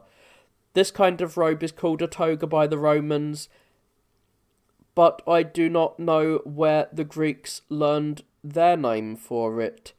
tebena, for it does not seem to me to be a Greek word, and according to some historians, they also brought to Tarquinius the 12 axes, taking one from each city. For it seems to have been a Tyrrhenian custom for each king of the several cities to be preceded by a lictor bearing an axe together with the bundle of rods, and whenever the 12 cities undertook any joint military expedition, for the 12 axes to be handed over to the one man who was invested with absolute power. However, not all the authorities agree with those who express this opinion, and some maintain that even before the reign of Tarquinius, 12 axes were carried before the kings of Rome, and that Romulus instituted this custom as soon as he received the sovereignty. But there is nothing to prevent our believing that the Tyrrhenians were the authors of this practice, that Romulus adopted its use from them, and that the 12 axes also were brought to Tarquinius together with the other royal ornaments, just as the Romans even today give sceptres and diadems to king in confirmation of their power, since even without receiving those ornaments from the Romans, these kings make use of them. Tarquinius, however, did not avail himself of these honours as soon as he received them, according to most of the Roman historians, but left it to the Senate and the people to decide whether he should accept them or not. And when they unanimously approved, he then accepted them, and from that time until he died always wore a crown of gold and an embroidered purple robe, and sat on a throne of ivory, holding an ivory sceptre in his hand, and the 12 lictors bearing the axe and rods attended him when he was sat in judgment, and preceded him when he went abroad. All these ornaments were retained by the kings who succeeded him, and after the expulsion of the kings by the annual consuls, all except the crown and the embroidered robe. These alone were taken from them, being looked upon as vulgar and invidious. Yet whenever they return victorious from a war and are honoured with a triumph by the Senate, they then not only wear gold, but also are clad in embroidered purple robes. This then was the outcome of the war between Tarquinius and the Tyrrhenians, after it had lasted 9 years. He complained that their cities had refused to deliver up those who had promised the Tyrrhenians that if they entered their country with an army, they would make their cities friendly to them and hostile to the Romans. The Sabines not only cheerfully accepted the war, being unwilling to be deprived of the most influential of their citizens, but also before the Roman army could come against them, they themselves invaded the other's territory. As soon as King Tarquinius heard that the Sabines had crossed the river Anio, and that all the country around their camp was being laid waste, he took with him such of the Roman youth as were most lightly equipped, and led them with all possible speed against those of the enemy who were disposed in foraging. Then, having slain many of them and taken away all the booty which they were driving off, he pitched his camp near theirs, and after remaining quiet there for a few days, until not only the remainder of his army from Rome had reached him, but the auxiliary forces also from his allies had assembled, he descended into the plain ready to give battle. When the Sabines saw the Romans eagerly advancing to the combat, they also led out their forces, which were not inferior to the enemy, either in numbers or in courage, and engaging they fought with all possible bravery, so long as they had to contend only with those who were arrayed opposite them. Then, learning that another hostile army was advancing in their rear in orderly battle formation, they deserted their standards and turned to flight. The troops that appeared behind the Sabines were chosen men of the Romans, both horse and foot, whom Tarquinius had placed in ambush in suitable positions during the night. The unexpected appearance of these troops struck terror into the Sabines, such that they displayed no further deed of bravery, but feeling that they had been outmanoeuvred by the enemy and overwhelmed by an irresistible calamity, they endeavoured to save themselves, some in one direction and some in another, and it was in this route that the greatest slaughter occurred among them, while they were being pursued by the Roman horse and surrounded on all sides. Consequently, those of their number who escaped to the nearest cities were very few, and the greater part of those who were not slain in the battle fell into the hands of the Romans. Indeed, not even the forces that were left in the camp had the courage to repulse the assault of the enemy, or to hazard an engagement, but, terrified by their unexpected misfortune, surrendered both themselves and their entrenchments without striking a blow. The Sabine cities, feeling that they had been outmanoeuvred and deprived of the victory by their foes, not by valour but by deceit, were preparing to send out again a more numerous army and a more experienced commander. But Tarquinius, being informed of their intentions, hastily collected his army, and before the enemy's forces were all assembled, forestalled them by crossing the river Anio. Upon learning of this, the Sabine general marched out with his newly raised army as speedily as possible and encamped near the Romans upon a high and steep hill. However, he judged it inadvisable to engage in battle until he was joined by the rest of the Sabine forces, but by continually sending some of the cavalry against the enemy's foragers, and placing ambuscades in the woods and glades, he barred the Romans from the roads leading to his country. While the Sabine general was conducting the war in this manner, many skirmishes took place between small parties, both of the lightly armed foot and the horse, but no general action between all of the forces. The time being thus protracted, Tarquinius was angered at the delay and resolved to lead his army against the enemy's camp, and he attacked it repeatedly.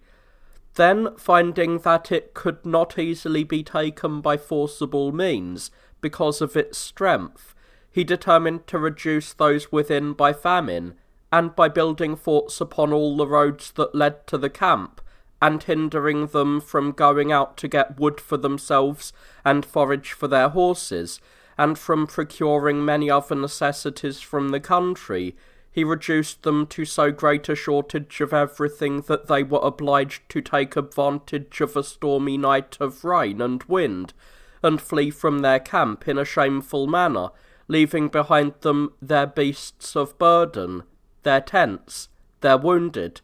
and all their warlike stores.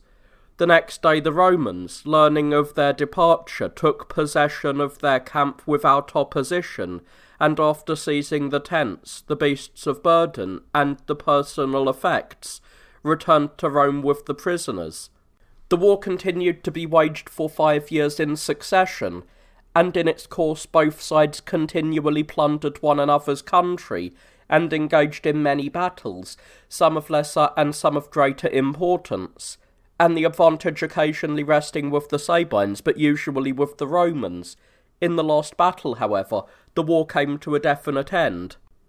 The Sabines, it seems, did not as before go forth to war in successive bands, but all who were of an age to bear arms went out together, and all the Romans, with the forces of the Latins, the Tyrrhenians, and the rest of their allies, were advancing to meet the enemy. The Sabine general, dividing his forces, formed 2 camps, while the Roman king made 3 divisions of his troops and pitched 3 camps not far apart. He commanded the Roman contingent himself and made his nephew Aranus leader of the Tyrrhenian auxiliaries, while over the Latins and the other allies he placed a man who was valiant in warfare and of most competent judgment, but a foreigner without a country. This man's first name was Servius, and his family name Tullius. It was he whom the Romans, after the death of Lucius Tarquinius, without male issue, permitted to rule the state, since they admired him for his abilities in both peace and war. But I shall give an account of this man's birth, education, and fortunes, and of the divine manifestation made with regard to him, when I come to that part of my narrative. On this occasion, then, when both armies had made the necessary preparations for the struggle, they engaged. The Romans were posted on the left wing, the Tyrrhenians on the right, and the Latins in the centre of the line. After a hard battle that lasted the whole day, the Romans were far superior, and having slain many of the enemy, who had acquainted themselves as brave men, and having taken many more of them prisoner in the rout, they possessed themselves of both Sabine camps, where they seized a rich store of booty. And now being masters of all the open country without fear of opposition, they laid it waste with fire and sword and every kind of injury. But as the summer drew to an end, they broke camp and returned home, and King Tarquinius in honour of this victory triumphed for the 3rd time during his own reign. The following year, when he was preparing to lead his army once more against the cities of the Sabines, and had determined to reduce them by siege, there was not one of those cities that any longer took any brave or vigorous resolution, but all unanimously determined, before incurring the risk of slavery for themselves and the razing of their cities, to put an end to the war. And the most important men among the Sabines came from every city to King Tarquinius, who had already taken the field with all his forces, to deliver up their walled cities to him, and to beg him to make reasonable terms. Tarquinius gladly accepted this submission of the nation, unattended as it was by any hazards, and made a treaty of peace and friendship with them upon the same conditions upon which he had earlier received the submission of the Tyrrhenians, and he restored their captives to them without ransom. These are the military achievements of Tarquinius which are recorded. Those that relate to peace and to the civil administration, for these 2 I do not wish to pass over without mention, are as follows. As soon as he had assumed the sovereignty, being anxious to gain the affections of the common people, after the example of his predecessors, he won them over by such services as these. He chose 100 persons out of the whole body of the plebeians who were acknowledged by all to be possessed of some warlike prowess or political sagacity, and having made them patricians, he enrolled them among the senators. And then for the first time the Romans had 300 senators instead of 200 as previously. Next he added to the 4 holy virgins who had the custody of the perpetual fire 2 others, for the sacrifices performed on behalf of the state at which these priestesses of Vesta were required to be present being now increased, the 4 were not thought sufficient. The example of Tarquinius was followed by the rest of the kings, and to this day 6 priestesses of Vesta are appointed. He seems to have first devised the punishment which are inflicted by the pontiffs on those Vestals who do not preserve their chastity, being moved to do so either by his own judgment or, as some believe, in obedience to a dream, and these punishments, according to the interpreters of religious rites, were found after his death among the Sibylline oracles. The manner of punishing the Vestals who have been debauched has been described by me in the preceding book. Tarquinius also adorned the forum, where justice is administered, the assemblies of the people are held, and other civil matters are transacted, by surrounding it with shops and porticos. and he was the first to build the walls of the city, which previously had been of temporary and careless construction, with huge stones regularly squared. He also began the digging of the sewers, through which all the water that collects from the streets is conveyed into the Tiber, a wonderful work exceeding all descriptions. Indeed, in my opinion, the three most magnificent works of Rome, in which the greatness of her empire is best seen, are the aqueducts, the paved roads, and the construction of sewers. I say this with respect not only to the usefulness of the work, concerning which I shall speak in the proper place, but also to the magnitude of the cost, of which one may judge by a single circumstance, if one takes as his authority Gaius Acilius, who says that once when the sewers had been neglected and were no longer passable for the water, the censors let out the cleaning and repairing of them at 1,000 talents.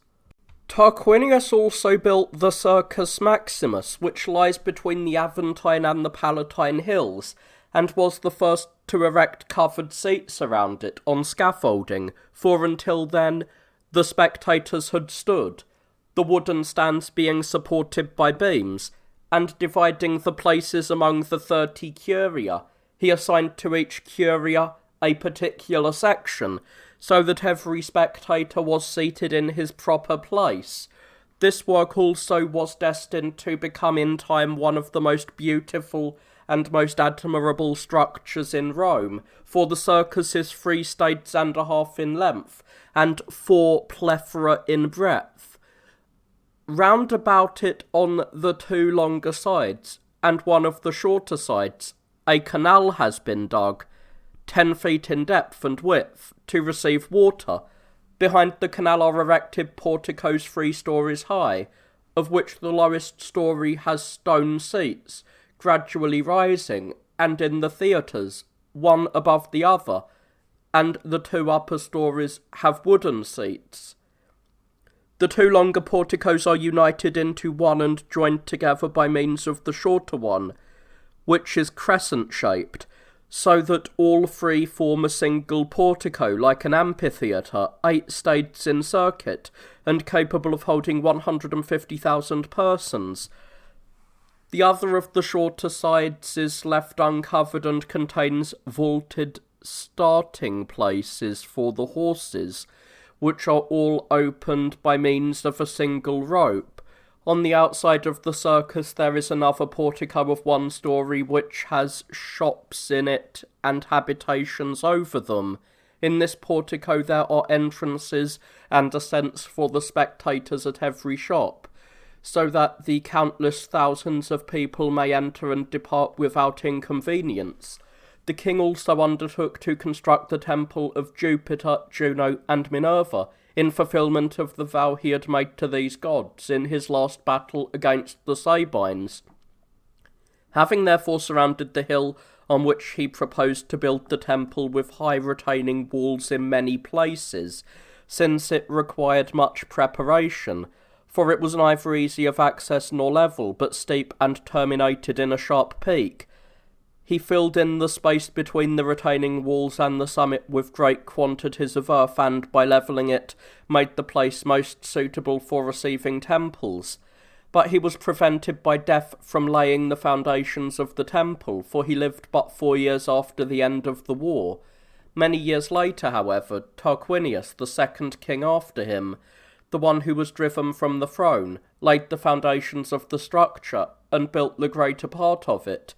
Yet even he did not complete the work, but it was finished under the annual magistrates, who were consuls, in the 3rd year after his expulsion.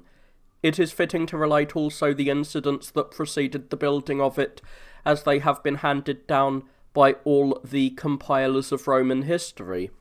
When Tarquinius was preparing to build the temple, he called the augurs together, and ordered them first to consult the auspices concerning the site itself, in order to learn what place in the city was most suitable to be consecrated and most acceptable for the gods themselves.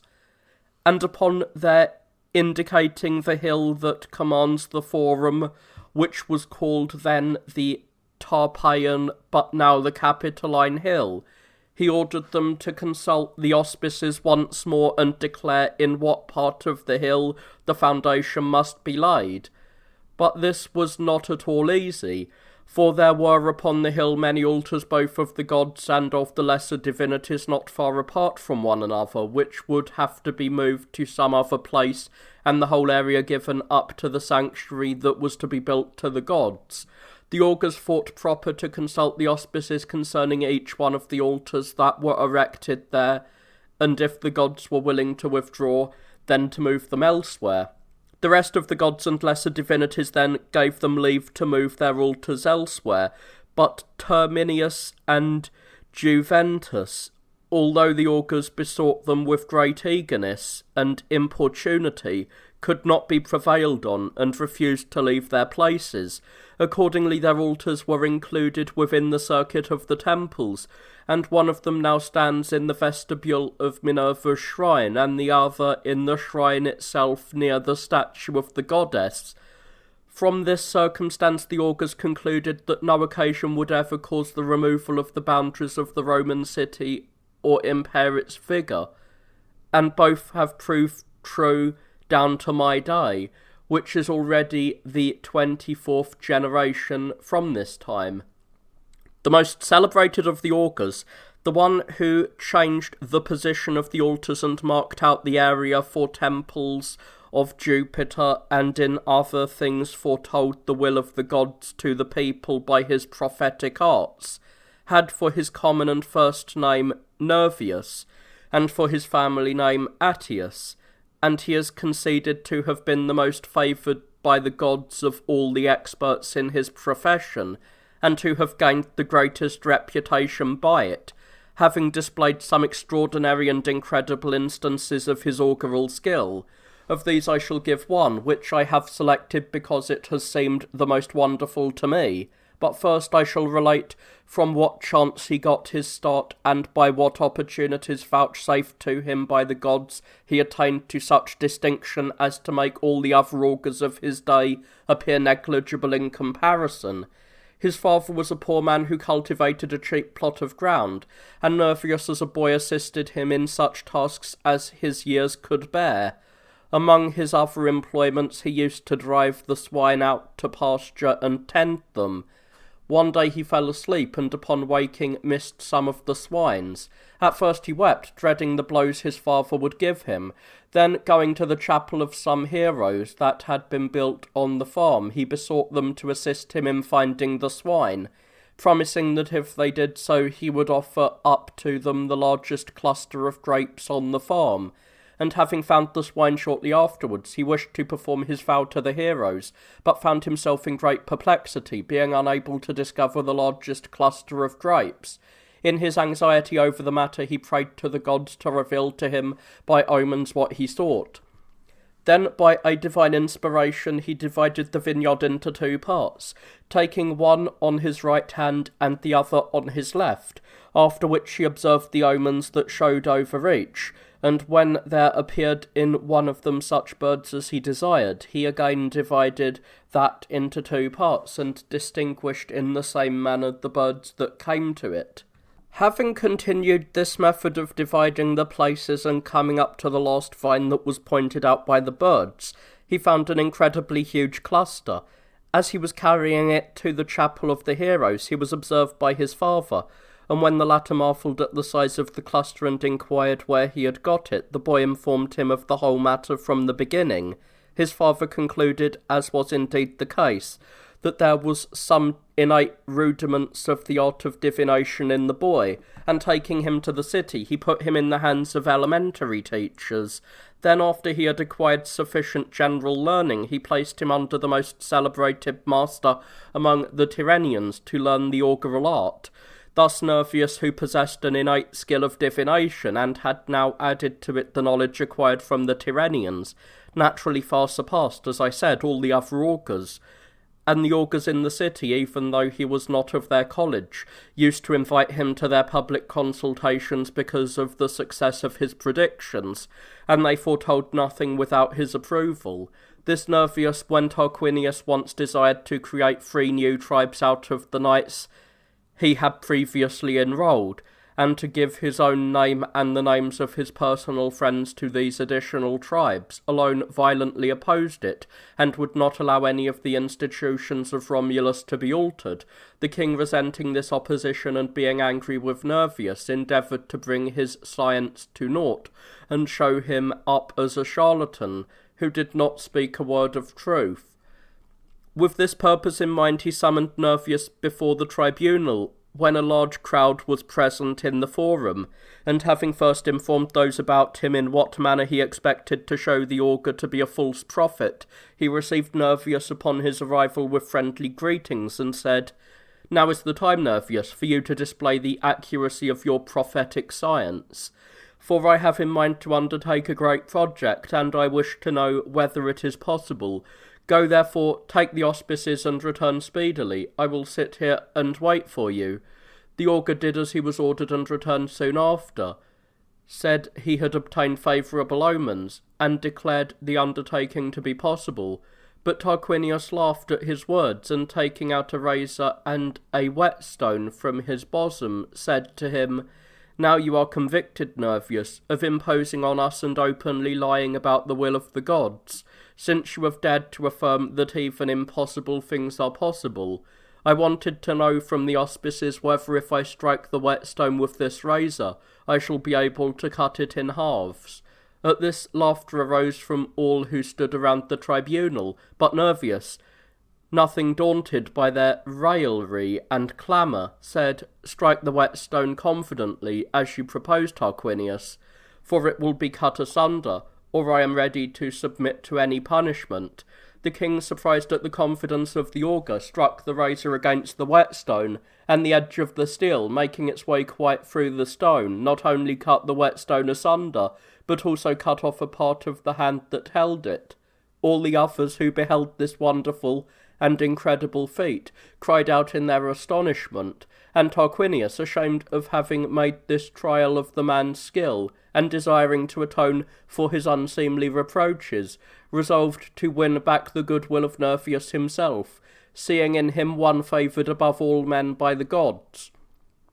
Among many other instances of kindness by which he won him over, he caused a bronze statue of him to be made and set up in the forum to perpetuate his memory with posterity. The statue still remained down to my time, standing in front of the Senate House near the sacred fig tree, and it was shorter than a man of average stature, and the head was covered with the mantle. At a small distance from the statue, both the whetstone and the razor are said to be buried in the earth under a certain altar. The place is called a well by the Romans. Such then is the account given of this augur. King Tarquinius, being now obliged to desist from warlike activities by reason of old age, for he was 80 years old, lost his life by the treachery of the sons of Ancus Marcius. They had endeavoured even before this to dethrone him, indeed had frequently made the attempt, in the hope that when he had been removed from royal power, it would devolve upon them, for they looked upon it as theirs by inheritance from their father, and supposed that it would very readily be granted to them by the citizens. When they failed in their expectations, they formed against him a plot from which there would be no escape, but heaven did not allow it to go unpunished. I shall now relate the nature of their plot, beginning with their first attempt. Nervius, that skilful augur who, as I said, once opposed the king when he wished to increase the number of the tribes, had, at the very time when he was enjoying the greatest repute for his art and exceeded all the Romans in power, suddenly disappeared, either through the envy of some rival in his own profession, or through the plotting of enemies, or some other mischance, and one of his relations could either guess his fate or find his body.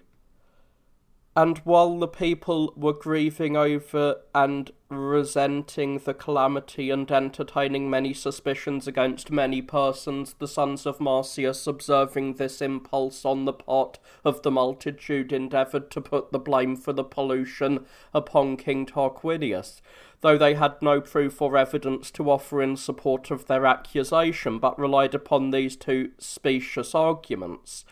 First, that the king, having resolved to make many unlawful innovations in the constitution, wished to get rid of the man who was sure to oppose him again as he had done in the former occasion. And second, that when a dreadful calamity had occurred, he had caused no search to be made for the perpetrators, but had neglected the matter, a thing, they said, which no innocent man would have done. And having gathered about them strong bands of partisans, both patricians and plebeians, upon whom they had lavished their fortunes, they made many accusations against Tarquinius,